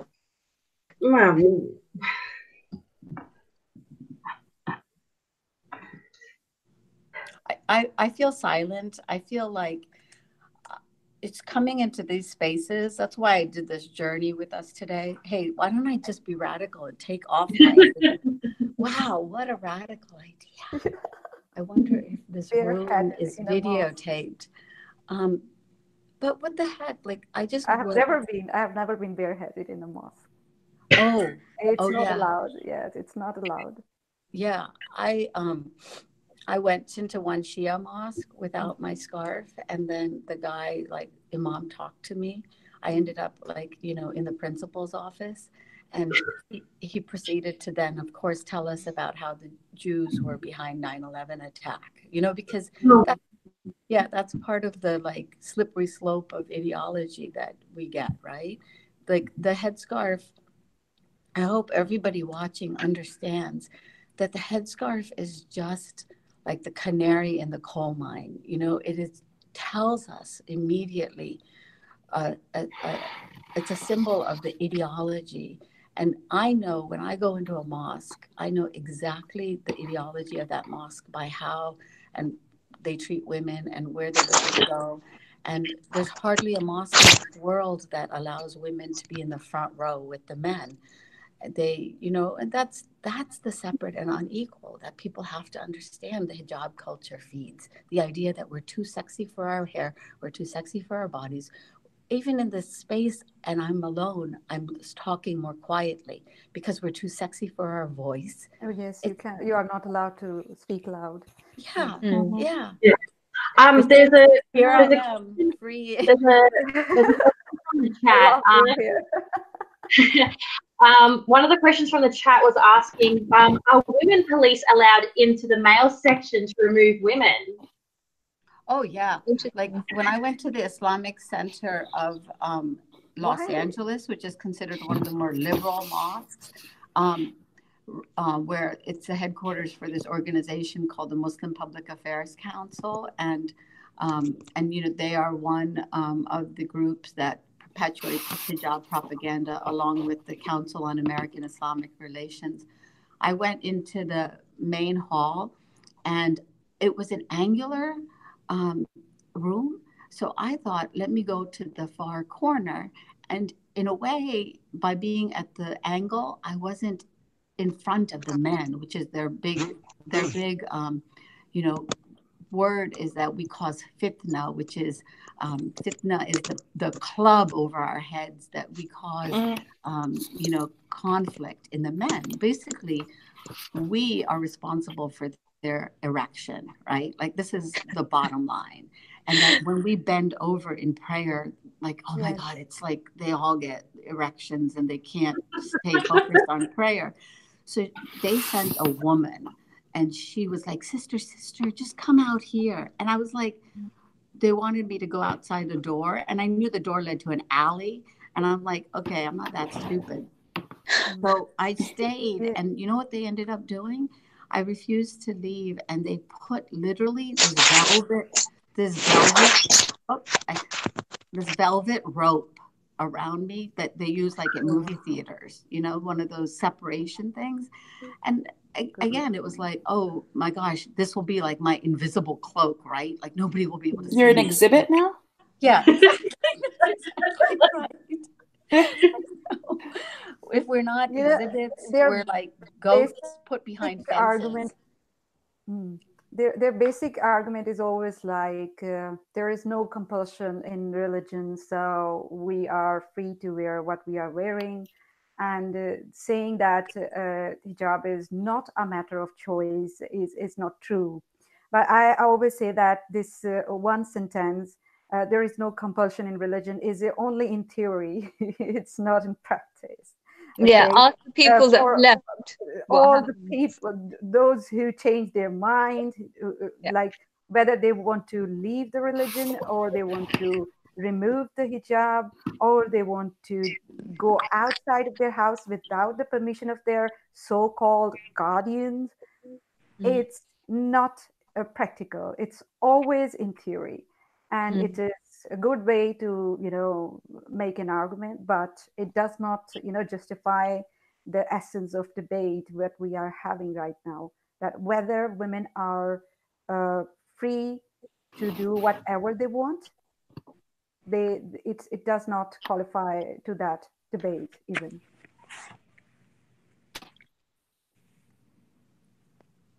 You know, when we think about freedom, it's so personal, but at another level, there's such universal fundamentals about freedom, and I believe that we should be able to live free of shame and judgment in this world also, and that is ultimately, to me, like one of the um, spiritual fallacies of hijab, because by definition it is like a judgment on women and girls, and to me that's the antithesis of what any religion should do to any human being.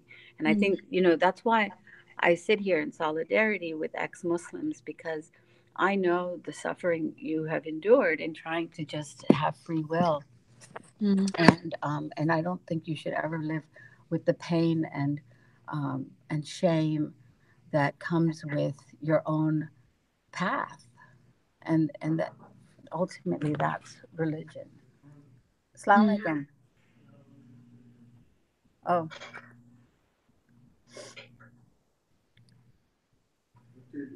Oh, you're checking the TV. Yeah, you need something? What's that? Oh, I was just talking to some people. No, you are recording. Let me call the police. Oh, you want to call the police officer? Yeah, because you cannot come inside. You are recording something like you cannot. Oh, okay. So you want to call the police on me for doing that?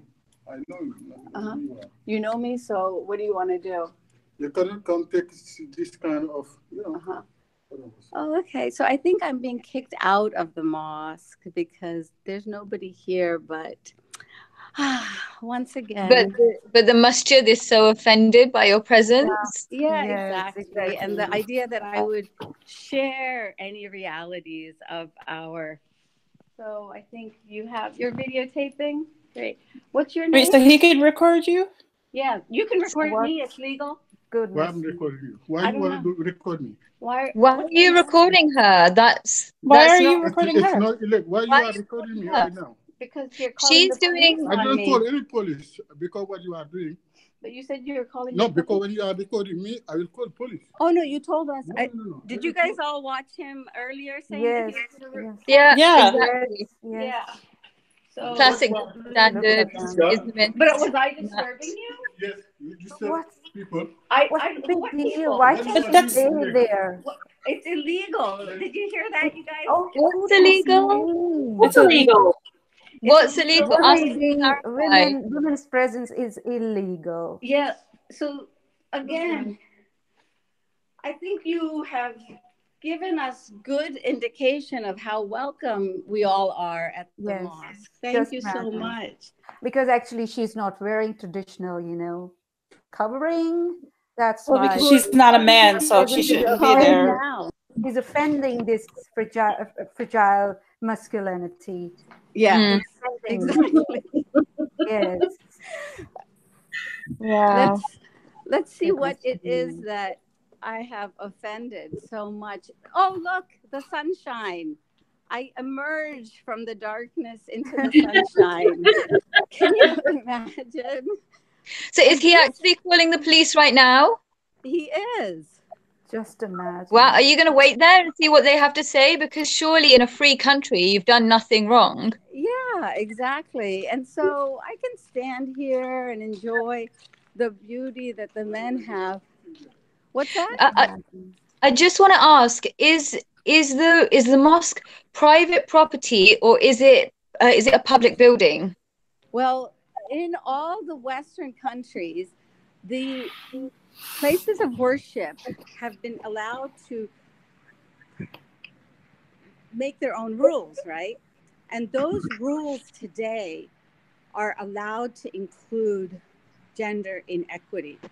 But if I was a black person, I'm a person of color, right? I was born in India. They can't tell me as a brown person that I have to sit in the basement, right? But they're allowed to tell me as a woman. And look at the rule. All ladies must cover their hair before entering the mosque. Just imagine. And it's bullshit. And sleeveless clothes or short dresses are not allowed. Just so imagine. again, hi, how are you? How's it going? Did you want to say something to me? Oh, okay. Okay. All right, great. So I'll just step aside, but thank you so much for being so polite. Yeah.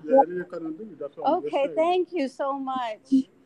So there's the men's restroom, and the women's section is right next to the men's restroom in the main hall in the basement. Wow.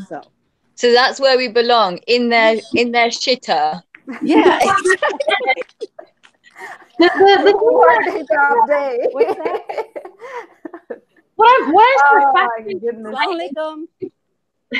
What I'm so fascinated by. This is what we are celebrating, ladies. This is what people are celebrating today. Why can I just point out how it was okay for him to go into the women's section to find you and kick you out, but it was not okay for you to set foot even on the staircase leading to the men's section. That's not for you, sister. It's not for you, sister. You got to go to the other side. Is that okay? Yes, right? Guess what I'm doing now? Yes. I'm on the property and I have they can trespass our privacy. We have no privacy. I'm actually quite curious about what would have happened in the instance. So this gentleman, you've gone into the ladies section of the gym. Sorry, not the gym, the masjid, right? And say, maybe you're a niqabi sister. Now, in Australia, in the ladies section, a lot of niqabis remove the niqab whilst they're in there. And this man has just walked in there. Think about what would have done. Now, if that had been a niqabi sister, he probably would have been like, oh, I'm so sorry, sister. I didn't know you were here. Blah, blah, blah. But because you were not dressed in a way that he would see a proper Islamic practicing woman, he thought that it was his right to kick you out. And that's disgusting and that's despicable. And, you know, he had no reason to enter into the ladies section of the gym. I mean, gym. There was no reason. You know, there was no reason, there was no purpose, and there was no reason for him to do that. It is the most illogical bullshit ever. Yes. Just imagine. Actually, that's how they teach the women their lesson. That if you are not properly dressed the way we want, you will not get the respect. You will not get the respectable. Oh, it's not even just a respect. Yeah. You're not even allowed to go in there and pray. I mean, which is your right to do that as a Muslim, or I mean, as a human being in general. You're allowed to go into any place of worship to pray. It doesn't matter what your religion or denomination is. So they're denying you your right to pray because you didn't dress in a certain manner, or just because of your gender in general. Yes. This is the point, isn't it? Now, it's religious movements, religious fundamentalist movements. They're like mowing down hard-won human rights. So in Birmingham, for instance, in the UK, we had a case just last weekend where the religious parents were asking for their children to be removed from classes where they're talking about homosexuality. Now, we've finally, we're not entirely there, but we're starting to get to a place where we're eradicating homophobia. It's socially unacceptable to be a homophobic bigot. But that's permitted, provided you're a religious fundamentalist. And the same thing happens with women's rights, with minority rights. You are allowed to be bigoted if you are from a religious group.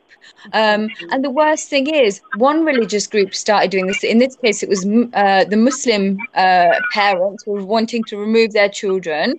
Then the Hasidic Jewish community started saying exactly the same thing. And just this morning on the radio, I heard a man from an organization called Christian Voice that said, I do not want this disgusting behavior, these disgusting ideas being taught to my children. And he was talking about homosexuals as if they were less than human.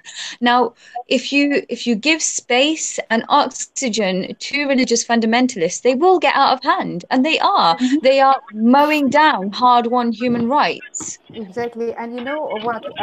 They are like, I have also seen people who are arguing their kids are too young, to learn these kind of things. But I had been a kid, but I know from my own experience that they teach us, these kids, from a very early age. They tell us that homosexuality is a sin. Yes. They are liable to, punishment, and it's not acceptable. It's forbidden. And the transgender people and homosexual, they are supposed to be thrown off the roof, and because there is also stereotype that they are curse on the earth. It's God's wrath. When parents are not pious enough, they are not Muslim enough, then God gives them homosexual and transgender kids. I mean, these kids are being taught almost in every conservative religious household, and they don't bother thinking about their children's age. But when you are telling your children that don't discriminate on the basis of sexuality and religion and race and color, this is something that they cannot understand. Just imagine their way of thinking. Can I just I wanted to just say one, sorry that if I scared you guys, and my battery went out, but I'm back, and I just wanted to say that another point to what you're saying is, inside that mosque, there is an assumption of heterosexuality, right? Mm-hmm. Because if I'm too sexy for my hair and it's for men, what are you assuming? You're assuming all people are heterosexual, and that there's no woman who's going to be turned on by me, right? And sexually aroused. And that if a woman, and that a man is not going to be sexually aroused by the man standing next to him, right? So instead of internalizing hijab and internalizing the idea of modesty and internalizing the idea of self-discipline over your own erection, what they have done is outsourced it, right, to others, and said that, and put it all in terms of a heterosexual paradigm, right, to use a fancy word, but everything is then heterosexual. And so when a gay person wants to go to the mosque, they don't know what to do. They're like this is illegal, this is sinful, this is unacceptable, because it's outside of the assumptions that they have. Yeah, they exist. Right, and they do exist. They actually deny the existence of the homosexuals and transgender and gay people. They think it's a choice as well, which is disgusting. Exactly. And there is a comment I would like to read, like, how is your pressure on Muslim women not to wear hijab different from burn in hell advocate? I mean, come on, all of us have been explaining this thing, that we are not pressurizing anybody. We are not forcing people to take off their hijab. We are discussing an ideology.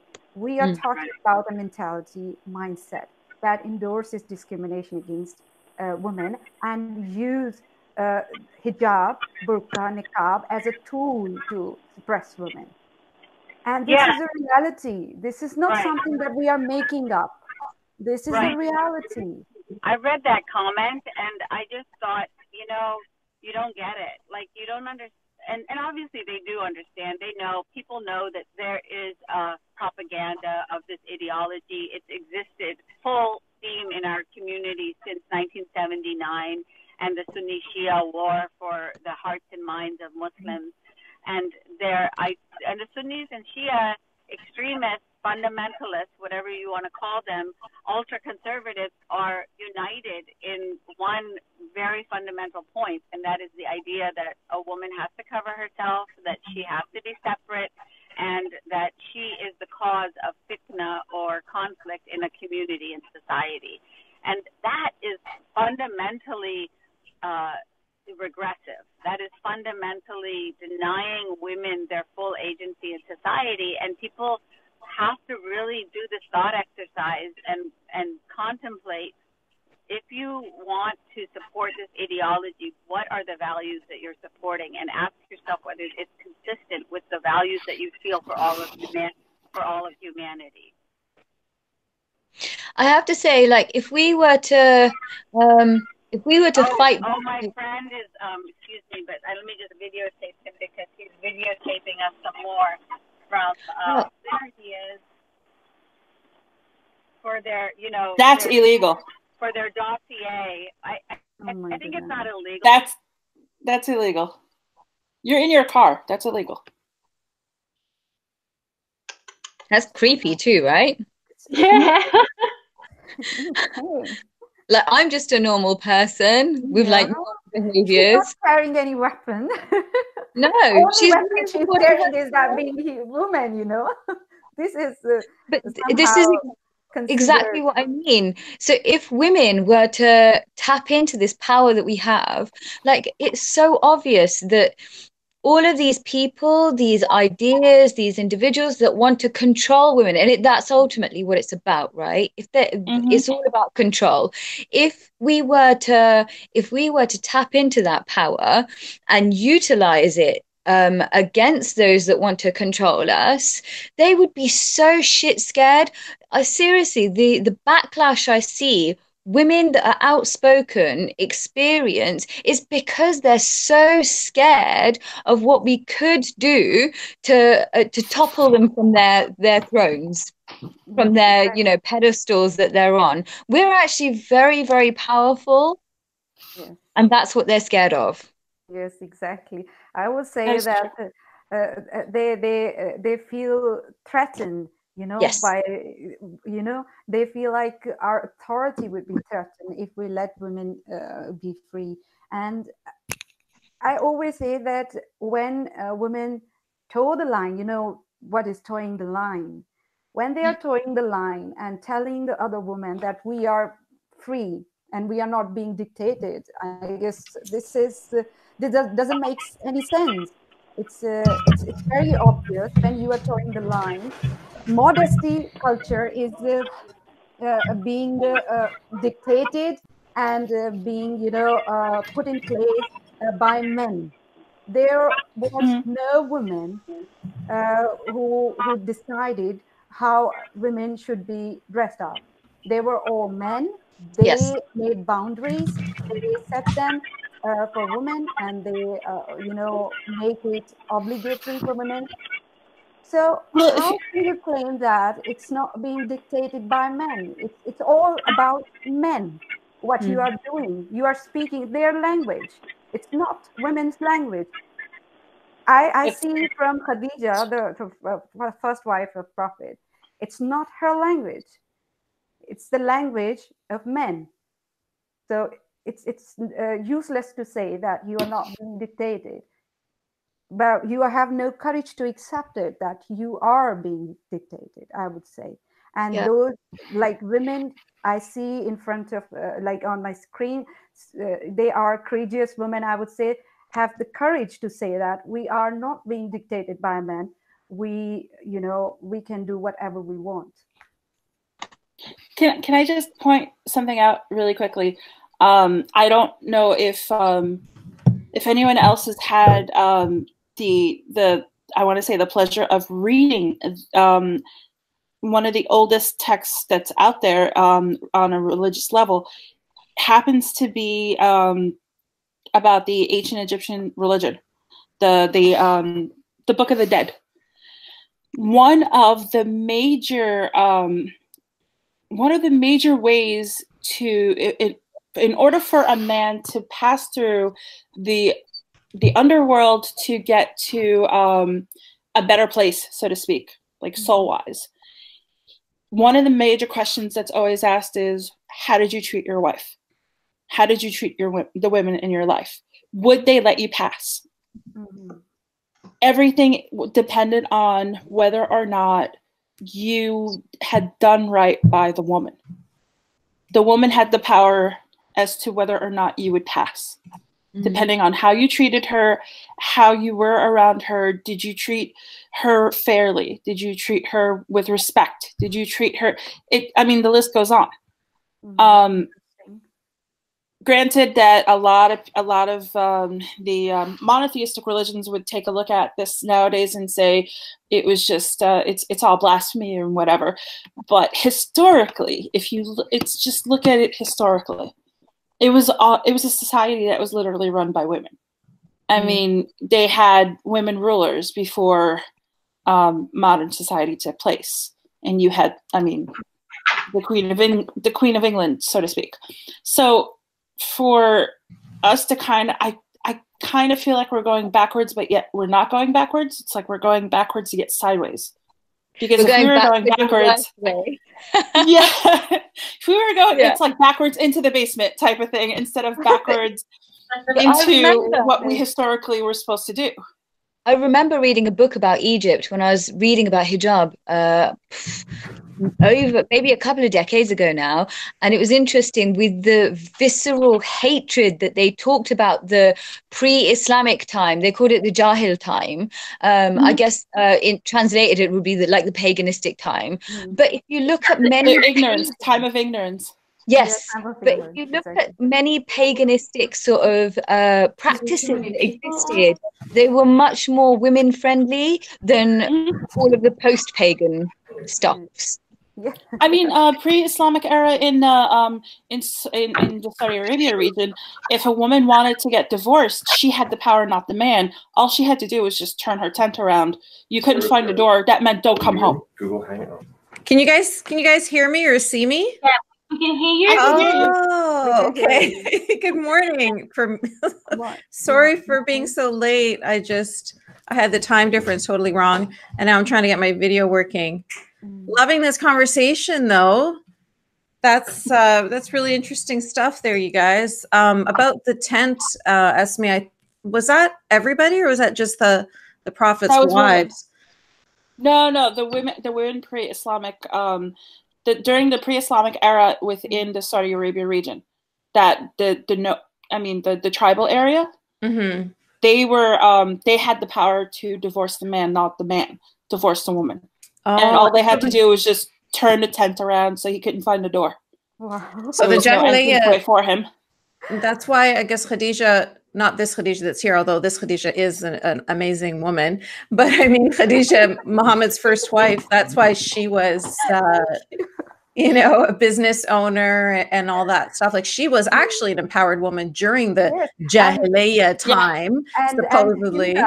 And Hinda, the wife of Abu Sufyan, she was so powerful, and she had exercised influence, in the family. She used to sit with her brother and husband and father in every financial and political matter. So saying that women were not empowered before Islam, no.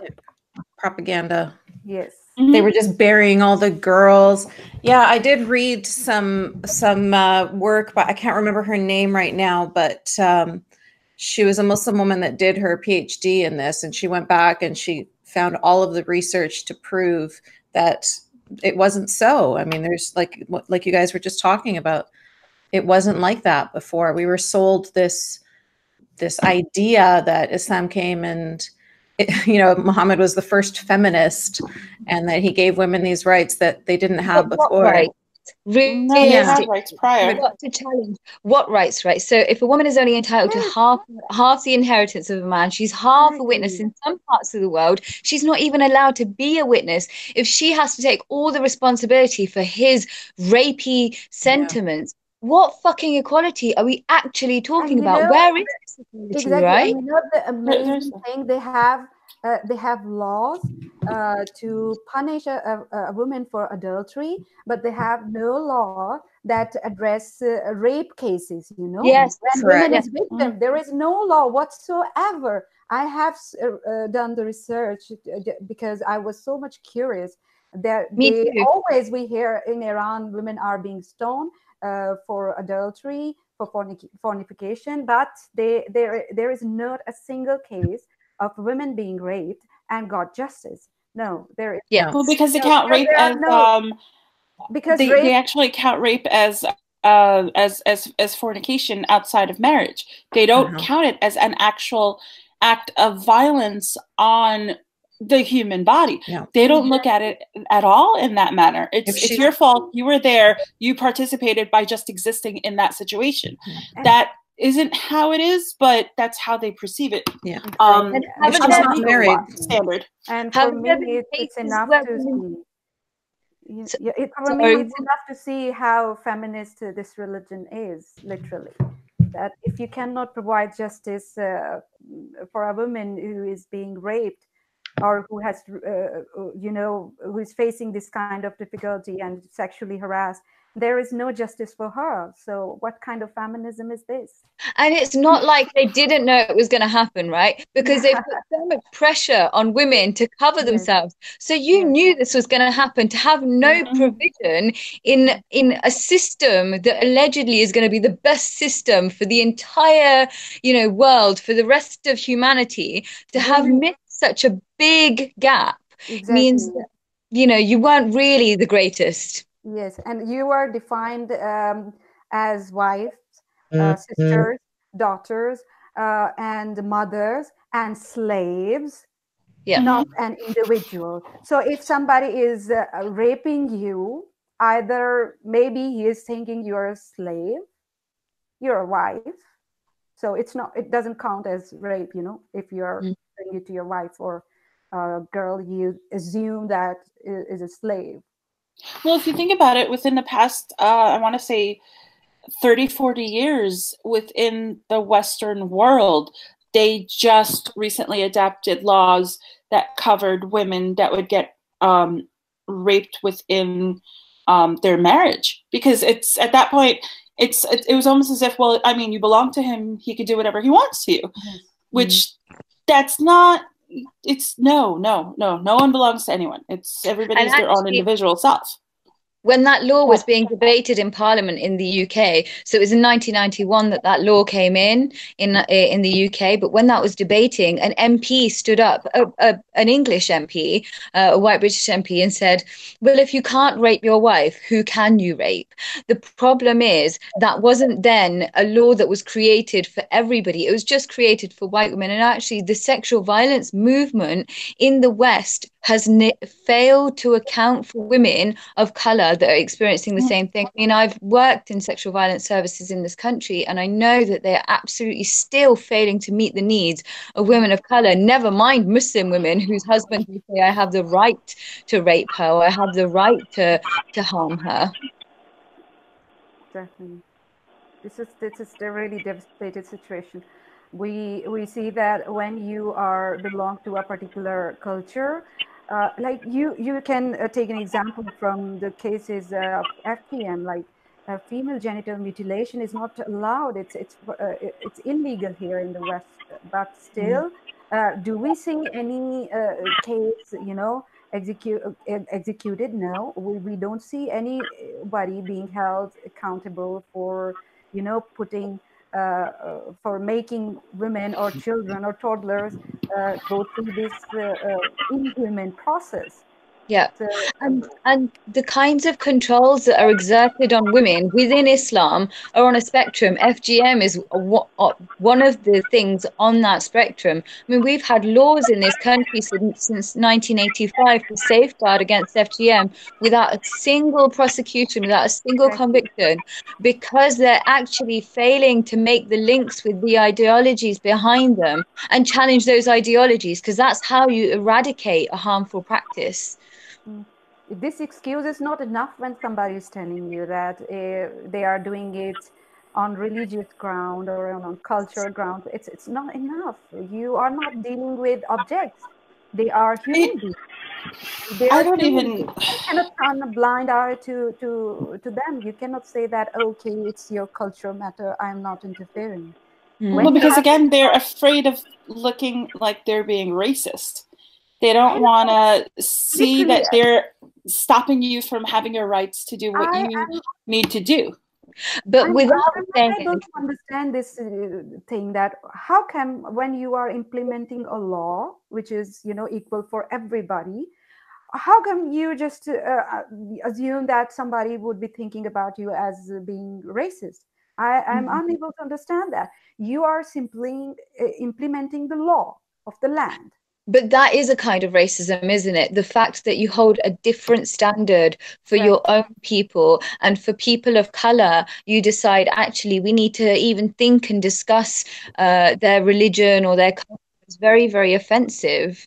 You know, we had that there was a case where a dad murdered his daughter in the UK. I think it must be is over a decade old now, at least. And during the sentencing, the judge said, I'm going to make cultural and religious leniencies because culturally, you know, honor killings are permitted from wherever you come from. How monstrous is that? Now, unfortunately, you know, 10 years down the line, or more than 10 years down the line, when prosecuting a rape case, a judge said to two girls who were raped, that were women of color, that because of the additional shame that you're going to experience, I'm going to give this perpetrator a heavier sentence. So I was like, actually, both things are very wrong, because what you've done then is said that one is less serious, one is more serious, and ultimately all we're asking for is equality. We don't want you to give us special rights or give us less rights. We want the same rights as your daughters have. Exactly, and only these fundamentalists, they seek to, you know, get privileges in the society of other people, thinking like they have the right because of their religious beliefs, that they should be treated differently from other people. And that is the reason that why, like, whenever I see little girls walking down the streets wearing hijab in Britain, in the US, in Canada, I mean, this is something that I had not seen much in my own country. I honestly speaking, not in Pakistan. No. I used to go to mosque to study Quran. But I used to take a very small piece of cloth as a child, and whenever I had to read the Quran, then I used to put it on my head and then remove that instantly as I finished reading. Just to like dress I see little girls wearing here in Britain, it's scary for me, literally. Just to revert to Punjabi for 1 second. I don't know if you remember, like when we were younger, Pakistan, like bachiyan nikar pa ke sarkan ch ghumdiyan siyan, right? Children would wander the streets. Little girls would wander the streets in just their like underwear, and it was completely fine. Like maybe a vest and stuff because it was hot, no problem. Now those same girls are being enforced to wear hijab, but this is something that originated in Saudi. So I read a few years ago that Saudi spent $70 billion, not reals, not rupees, dollars, Islamicizing the world in every single religious institute, like Islamic institutions, school, center, pumping in those funds continuously to radicalize them. And it's a form of like I kind of people kind of tend to kick off when I use the word, but it's Arabization, it's Arabian and Islamic colonialism and imperialism. They're enforcing their ideas, their values on the world, on the Muslims of the world, essentially. You're correct. I totally agree with you. And in fact, that happened to me in my mosque. We had a little tiny mosque and our imam was from India and everybody was chill and normal. And you know how people from India are super cool with everything. And then with the Saudi money came in and all of a sudden our imam was from Egypt and he was hardcore and his wife wore niqab, but our building grew and we all of a sudden built this huge school, a big, huge elementary school, a huge science lab, you know, high school, everything. But so what you're saying is completely true, but I am going to be one of those people that jumps on the word Arabization because yes, Islam comes from Arab, so it's hard to disentangle the two, but I think it's really important to disentangle the two because a lot of Arabs are not Muslim, including myself, right? But then there are a lot of Arabs that are of Christian and Jewish and Buddhist and Zoroastrian and all sorts of different backgrounds. And so when you say Arabization, it kind of paints all of those people with that brush that they really don't deserve that. And I think it's important because when we talk about colonialism and imperialism, what we're talking about is the colonizers and the imperialists, right? We're not necessarily talking about, there's a lot of poor white people in this country during the time when, you know, Britain had its empire, where what Britain was doing internationally with people of color, with people that they thought were less than, they were fine-tuning those tactics with the poor of this country. So when I say that, I guess what I mean is those powerful people in Saudi that are influencing, you know, Muslim countries and Muslim centers, and that's very true. But again, there's 22 Arab countries. Yes. So when we say Arabization, again, you're only talking about Saudi Arabia, and you're absolutely correct in that. But again, that throws in 21 other countries that are like, what? I had nothing to do with this. What? I'm not colonizing anybody. Yeah, I guess you're right. I suppose we could call it Islamic. It's like the Islamification. It's Islamification or cultural invasion, I would say, because this is what I feel when I'm in my own country. I feel like this is not my culture. Yeah. And this is being imposed on me. Why do I have to wear these kind of clothes? And now I see young girls, they are wearing, you know, very fancy hijab, and because they are getting this inspiration from the West, and they think that it looks really cool, and it's very fashionable, and it's also, you know, fill the requirement of covering your body and hair. Yeah, but it's not my culture. I would never own this. It's not our culture either. So in Egypt, we completely lost not just our culture, our language, everything about our Egyptian culture was eradicated because it was Islamized, right? And now we even consider ourselves Arab, even though we're African, we're North African. I would never say. but Muslims, I mean, sorry, but Egyptians do call themselves Arab. It's called Mamlaka al-Arabiya, right? All of a sudden. Yeah, all of a sudden that was... Because of the religious affiliation, they feel like being Arab is something very much appreciated in Islam. And so they are very much respectable. Like in Pakistan, if you find many people who use titles, you know, that relate them to Arabs.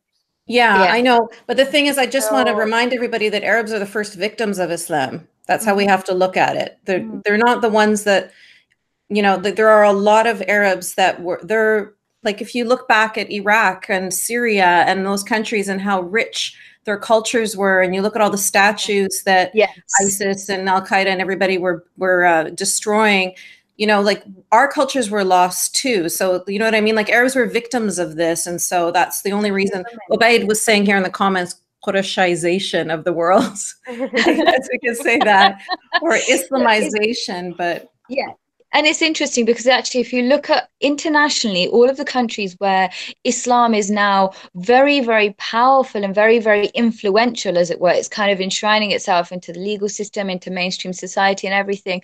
What you see is those cultural markers of their individual cultures. And, for example, if you look at the Pakistani high street, before, when we were younger, it was shalwar kameez, right? Yeah. And the And kameez was dupatta. tiny and it was tight and it was so sexy and you looked so beautiful. Now the kameez has become a burqa, like an abaya type thing, right? It's pretty much become a burqa. But that's happening internationally. Every single Muslim country now, and there's 50 plus countries where Muslims are the majority, their fashion, their food, their culture, their practices, their music, everything has become that's drenched. happening right now for you guys. Like if I go to Malaysia or I go to Indonesia, I don't get to see their culture. I get to see a bunch of Arab looking people. They're dressed in their abayas and in their burqas. Yes, you're absolutely correct. But that's happening today in your country and in these South Asian countries.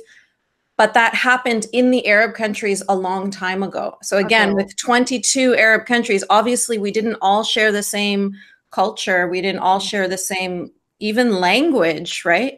But now we do. So there's that old meme that you see of the women dressed in all these different colorful clothings, different hairstyles, earrings and all this beautiful stuff. And then the other side of the picture has everybody dressed in niqab and it says, this is our culture. This is not our culture. Yes. So you guys are just living history right now where you get to stay, what the heck is going on? We're losing our culture right now.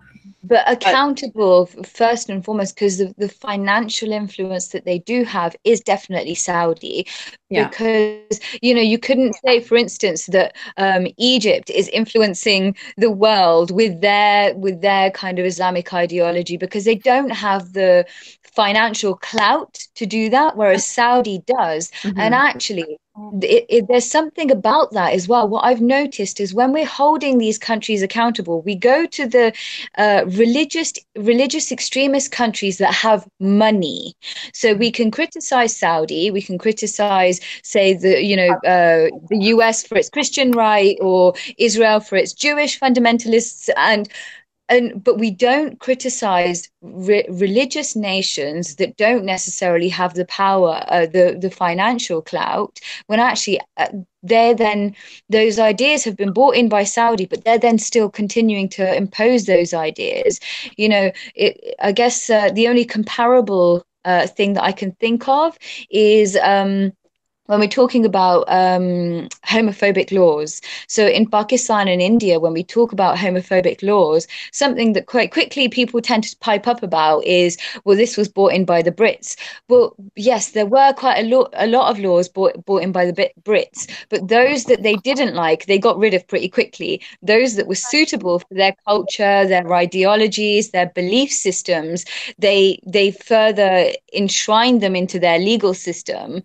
So we need to place blame where it belongs sometimes as well. Saudi is a very easy country to criticize. It's much harder to criticize Palestine, for example, for some of the religious fundamentalism, because of all of the other issues that are going on there. But that doesn't mean that you can't say both the religious fundamentalists and the war on the people out there, and the kind of infringement on their human rights, that both things are wrong. Absolutely. But as far as the colonization, it's only the. This is also one thing, like we have been throwing around these issues. I would say that it's good that we refer to history whenever we want to, talk about these issues. But I think that now we have universally accepted human rights. Here is a standard, and we have to put all these things into context of human rights. And if these things are not compatible with human rights, then we should, resist them. We should not let them prevail in the name of culture or religion, because, for example, hijab. Whenever we talk about hijab, there is always one question, that whether it is a matter of choice for women. I mean, why we are discussing it as a matter of choice? Why can't we discuss it as something which is not compatible with human rights? I mean, some women are free to wear as they claim, but majority of women aren't. So saying that, making general, statement that it is acceptable or it is a symbol of empowerment and women's liberation, these things they don't make any sense. And also, when you're talking about when you're having these discussions, actually, the women that you want to push forward are the ones that are suffering because of those mandatory hijab laws, not those women like Linda Sarsour that are sat quite comfortably in the US that can choose to don it one day, choose to remove it the next day. You know, actually, your freedom and your liberty actually isn't going to be unaffected either way. The women who are being forced to wear it, ask them how it's actually impacting them, how empowering it is to them when the mullahs and the imams and the various ayatollahs come up to you and try and beat you in your street for showing like a little bit of hair. It's not even a case of, in Iran, for example, it's not even a case of if you remove your hijab, you get punished. If your hijab isn't on properly, even that is a cause for them to, intervene in your life. And it is a huge imposition. And if you even see here in the West, I have already mentioned this, that we have seen cases, many cases have been reported in the West when women are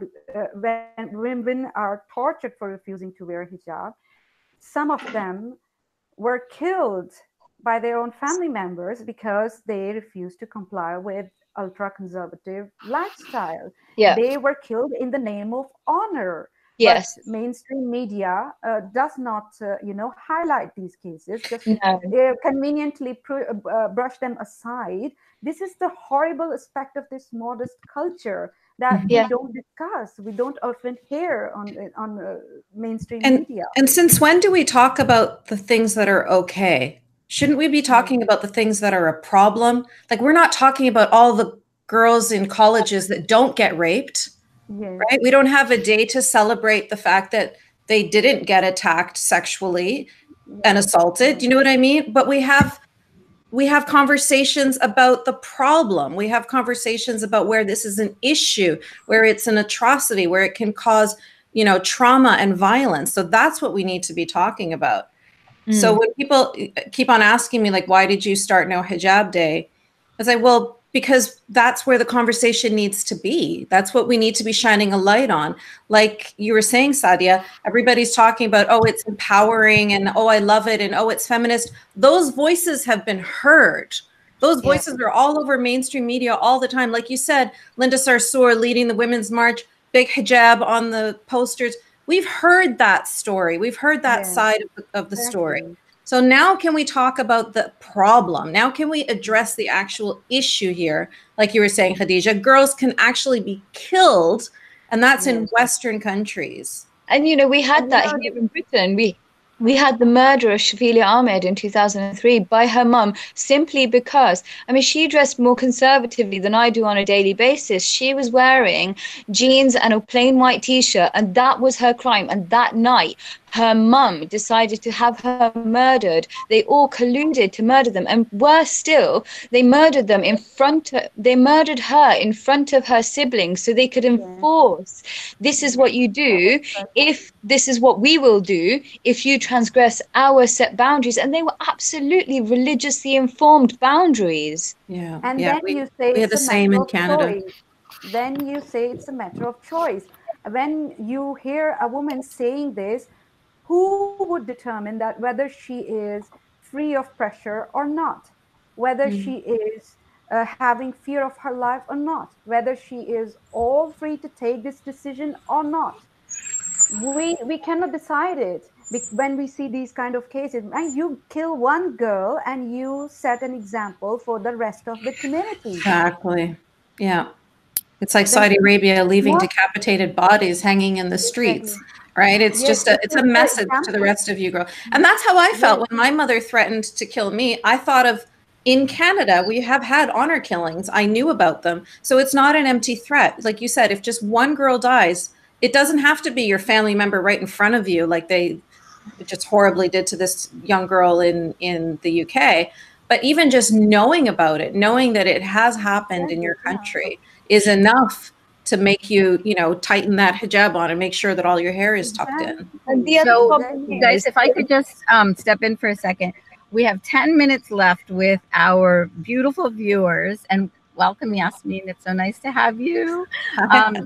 So I would like us, because the realities are difficult and dark, I want us to celebrate what life has meant for all of us in freedom. Our hashtag, and I want everybody who's been inspired by this video to hashtag their message of inspiration to women and girls all over the world with hashtag free from hijab on this special day, No Hijab Day. And be sure to follow us on Twitter at free from hijab. So we intentionally chose free from hijab as a hashtag because it is a positive message. And I'll start off and just say that for me, having a mother like Khadija's who did not force me to cover my hair meant that in my lifetime, I could shed the internal messages that unfortunately still were absorbed in my young psyche, that I was to stay quiet, that I was to be silent, because no matter what the messages, by even positive messages, you still get these suffocating cultural messages. And for me, what it's meant is that I can live free of shame. You know, that is really fundamentally in my heart, the most ambitious hope that we can have for all of humanity. And that has meant that I can, you know, accept, I can be unapologetic, to borrow Linda Sarsour's little mantra, about being a human being, I am unapologetically human. And so that's my celebration. So I'd love for everybody, we have 7 minutes left, to just share their own positive expression of freedom. That was beautiful, Asra. Thanks for sharing that. Unfortunately, I'm going to be the exact opposite side of the coin to you. I did not have a mother like yours and Khadija's who protected me from the hijab. In fact, it was put on me at 9 years old. And I always talk about how when it was put on me, it robbed me of my childhood. So I essentially wasn't a child anymore. I was a wrapped up candy, and I had to be, all of a sudden I kept on hearing, girls don't do that, you know, ayib, which means shame, everything. You can't sit like that. You're a big girl now. You can't laugh that loud. You're a big girl now. You can't play on the monkey bars. You can't jump around. People are going to see your body. You have to walk slowly. I mean, everything, all the restrictions. And I was 9, and I still feel like I was robbed of my childhood. But as somebody was mentioning, I think it was Khadija or Sadia, I can't remember. Somebody was mentioning that now you see like little toddlers walking around in hijab, and so it breaks my heart. I know you went to Disneyland not long ago. So how have you reclaimed your childhood now that you have a voice? Yeah. So again, it was a pretty long journey, but essentially I tried to take off my hijab and still be a part of my family, but that wasn't an option for me. So in order for me to be able to live my free life, and in order for me to reclaim myself as a human being, I had to be separated from my family. But it was a choice that I am happy that I made. I am very, very, you know, fortunate that I was able to reclaim as much of my life as I have. And the freedom is just, it's not even something you can put into words, because it's not just clothing. It's not just having the freedom to see something in the store and like the way it looks, and just decide to wear it one day because it matches the weather outside, or because it's what you feel like wearing, because you like the color, or you like the style, or you like the way it fits you. You know, just those little tiny freedoms like that are just these huge gifts when you spent your whole life doing this calculation of, is it too thin? Is it showing my skin? Is it showing the shape of my body, et cetera, et cetera. So the freedoms have been, yes, physical, but just the psychological and emotional freedoms, you know, it takes a little longer to shed those things and for them to be quite as visible. But that has absolutely been empowering. And yeah, and I'm very, very glad that I did. How about you, Khadija? I would say that the sentence my mother's once said, that I didn't give birth to a slave, that remains, you know, no matter wherever I go, whatever I do. And I felt the sense of freedom at that moment right now. And I literally want to urge women, especially, that try to look at your girls as human beings, as they are human beings, not some objects. Mm-hmm. They are not objects. You should not cover them. They are human beings. They are born free, and it's their basic right to live freely. Let them, you know, uh, feel the air in their hair. Just let them be free. Let them be kids. The way, The way you Jasmine, you let said boys that be free and be kids.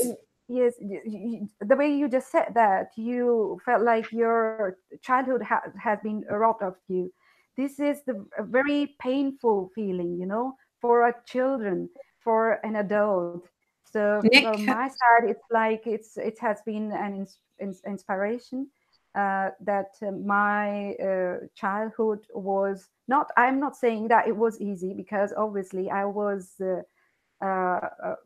I was brought up, you know, in a conservative family, but still, the strength I got from this sense of being a human being, not an object.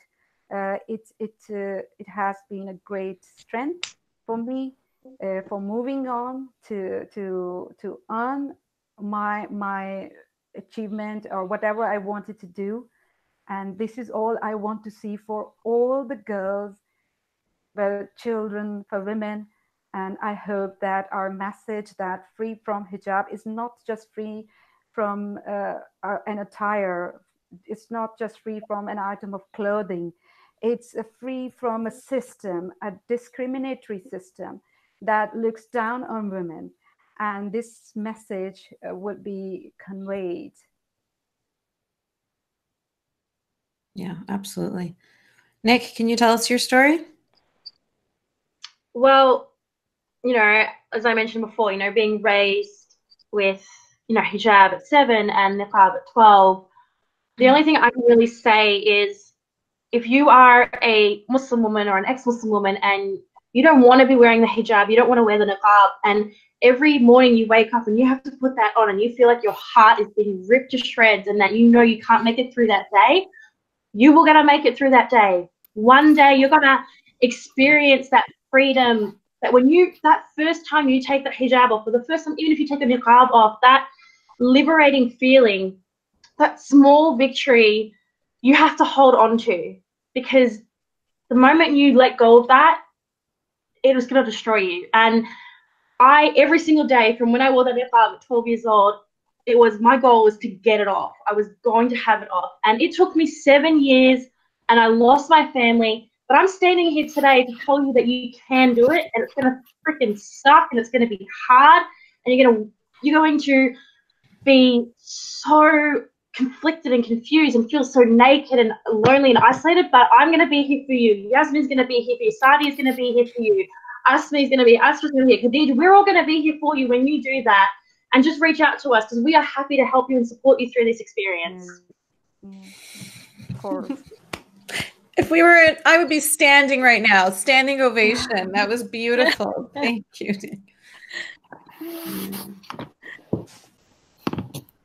Sadia, do you want to go next? So I'm just going to be, it was like, it's just lovely being able to pick what I wear and no restrictions. It's lovely. You know, at home I used to watch my friends wearing mini skirts, and I thought they looked so lush, and I just want to be able to do that by myself. So now, where I live alone, and like I'm, completely free from hijab and also free from Islam, I choose what I wear, choose who I love, choose who I shag. So all of it's just been really nice. And yes, there are lonely days, but there's also a lot of days where I feel really, really strong and really happy. Yeah. And those days make it worth it, right? 100 times over, 100 times over. All right, Asmi, your turn. Oh, she frozen? No. Okay. I thought you were frozen. No, I was staring at my phone, and I think I froze staring at it. Busted. Sorry. I mean, I got a text message from someone. I have no idea who it is, so I'm just like looking at it like, huh? I'm also running on like literally 2 hours of sleep, so. Finals week.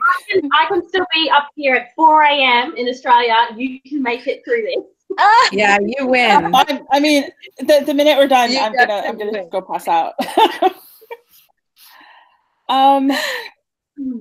I mean, with what I don't even know how to phrase it anymore. Like just the freedom that you felt, like to be free from hijab.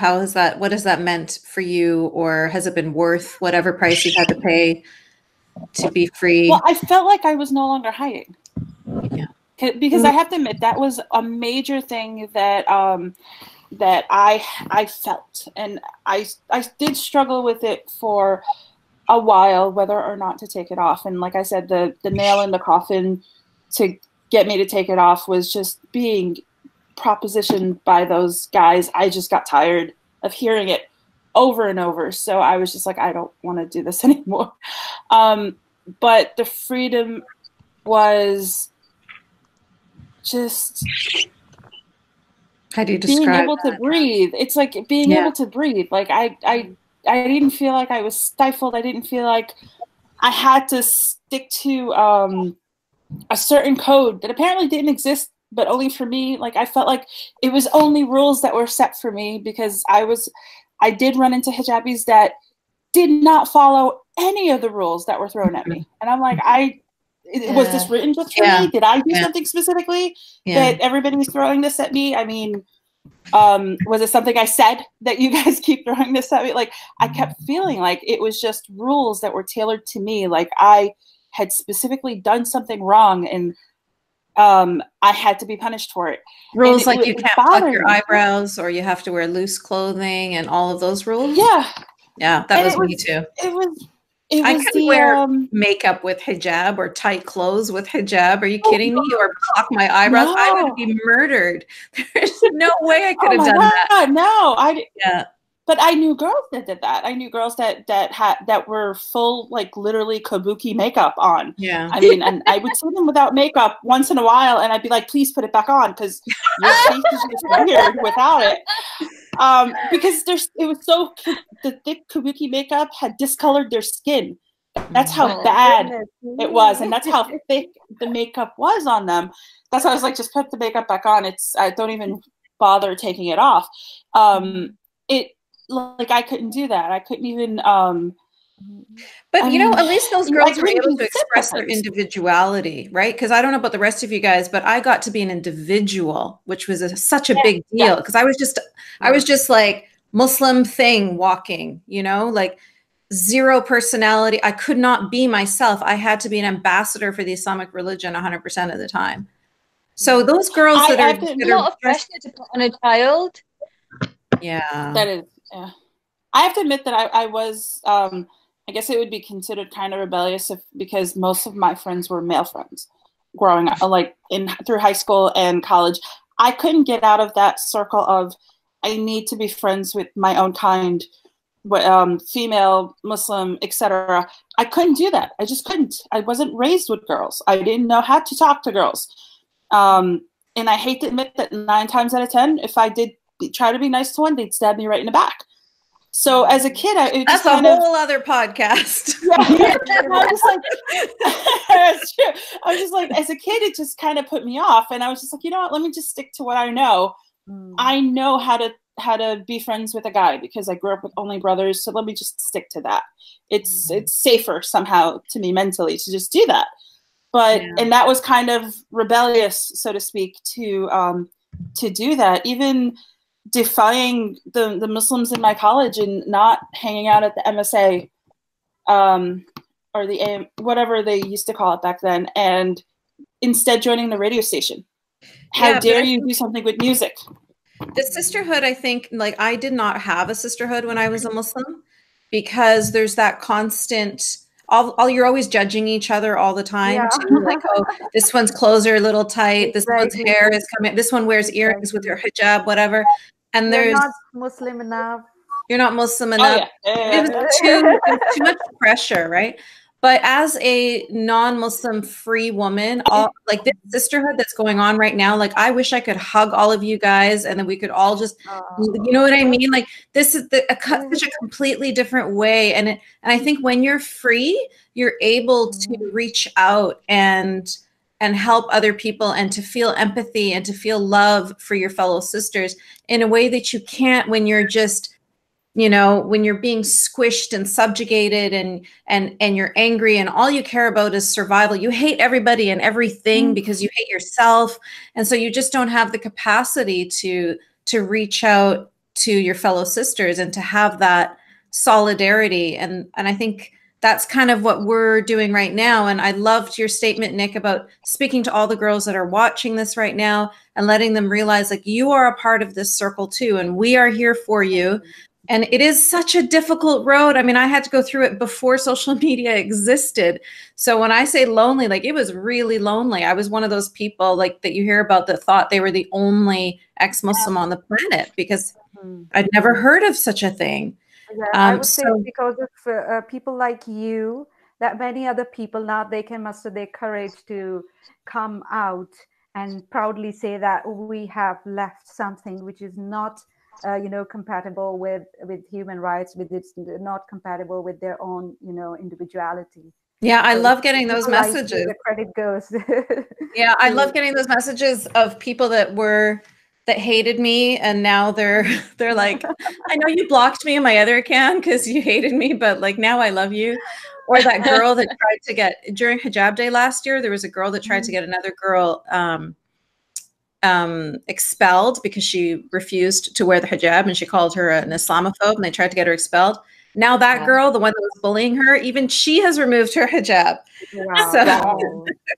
So it's that's part of the process, isn't it? It's part of the process. Yeah. Like what I found was at one point before leaving Islam, I had this defensiveness. When I was like a liberal Muslim, I had this defensiveness, and that's inbuilt into us. I remember being told before I was even, double digits, that the only time you can go to war for is when your religion is attacked. And I remember being told that as a child. So that defensiveness is kind of drilled into you from a really, really young age. And it's really hard to, remove that from within yourself. So sometimes I find it hard to blame those people for their defensiveness, provided they're not being too smug about it. They are taught actually to defend a set of beliefs, not human beings. This is the pity that they don't care about human beings. Yes. They don't want to protect human beings. Yes. All they think about is protecting a set of beliefs. I mean, why is it so necessary? Words are words. Yeah. I don't find them equal to the sanctity of human life. And that's why you have the Muslims in China in concentration camps, but then they'll kill people from Charlie Hebdo for drawing a picture of Muhammad. Like where's the fine line? Yeah. Yes. Yeah. It doesn't make any sense. But it's also a cultural thing. Human beings. Yeah. Yes. It's a cultural thing. I believe with the I hate to say this, but with certain Arab mentalities, there is a hierarchy of who's considered more Muslim than the other. So who's a priority on the list to protect and who's not. Yeah. So something like the cartoon, they'll jump in first, but something as because they're protecting the profit, they think. Yeah. But I mean, if you think about it, he no longer exists. Yeah. Wouldn't you want to protect the people first that are actually existing within this time frame? You'd I mean, think. it's yeah. It's 2019. Help these people first. This kind of I was always raised with the mentality of there's no martyrdom within Islam. And it was one of the things that I remember my mother saying to me, because I remember learning about martyrdom with it when I was in Catholic school, and I was wondering, do we have this? Do we have to sacrifice ourselves for our own religion? And she said no, because the religion protects itself. You need to save your own self. Wow. Wow. But it's not so common, I must say. That's not the mainstream opinion. No, it's not the mainstream opinion anymore, though. But that was the original thought of it, is as in save your ass. Because if you want the religion to keep going, at least you need somebody that is still surviving out there. Don't be a martyr. Don't get yourself killed. Even if you practice in silence, it doesn't really matter. Just as long as you're still there, you're still existing. But for some reason, it's turned into a martyrdom religion where you gotta go out there, get yourself maimed or killed just to prove that you are a Muslim. And I'm sitting here like, I'm not doing that. I mean, I'm still Muslim, but I'm not going to join, the if thing and go get myself killed just for being Muslim. If I have to keep silent about it, then fine, fuck it, I'll keep silent about it. It doesn't matter. Exactly. This mentality, comes in when you start thinking like you have ordained right to, impose a divine law on the wider society. Then you start, doing these kind of things. I think religion is a personal matter. I respect people's right to subscribe to a faith system. It's their human right. But when they are trying to, infringe others' rights just to protect their own rights, then obviously it's problematic. And this martyrdom, as you are talking about, comes in when you try to defend how you perceive the religion is, and you don't want people to have any objections the way you are perceiving or practicing your beliefs. Then you are on a defensive position, and being on a defensive position, you think that everything is justified, whatever I do to, defend my own position. That's it. The way I said that it's all about protecting a set of belief, not about human beings. When we love human beings unconditionally, then we definitely respect their point of views. If somebody's saying that I don't respect your religion, always people say that, what if I start, disrespecting your mother? You won't like it. Come on, it's not your mother. You can say bad things. Maybe I will be offended, but you can say bad things about it. It's your right. It's not your mother. You are not obliged to respect my mother. The same thing goes with the religious beliefs also, that if you don't subscribe to any religion, you are free to say whatever you want to say. And if you don't say anything that offends people, it's fine. But if you say something, it should also be fine. Awesome. Sure. And on that note, I think we should end this. That was great. I totally agree with that statement, Khadija. Thank you guys all for coming. We've lost a few of our participants here, but I'm sure they bid you adieu and a wonderful day. And thank you all for joining us. Thank you guys for this great conversation. And I wish that we all lived at least closer to each other so we could hang out and drink wine and do some more talk. Or at least on the same continent. Yeah. I would be sending best wishes because I live far, far away. Yeah. But thank goodness, alhamdulillah, we have social media and technology where we can connect. So thanks Allah for that. All right, ladies, we'll see you soon to next No Hijab Day. Okay, Bye. Bye-bye. Bye.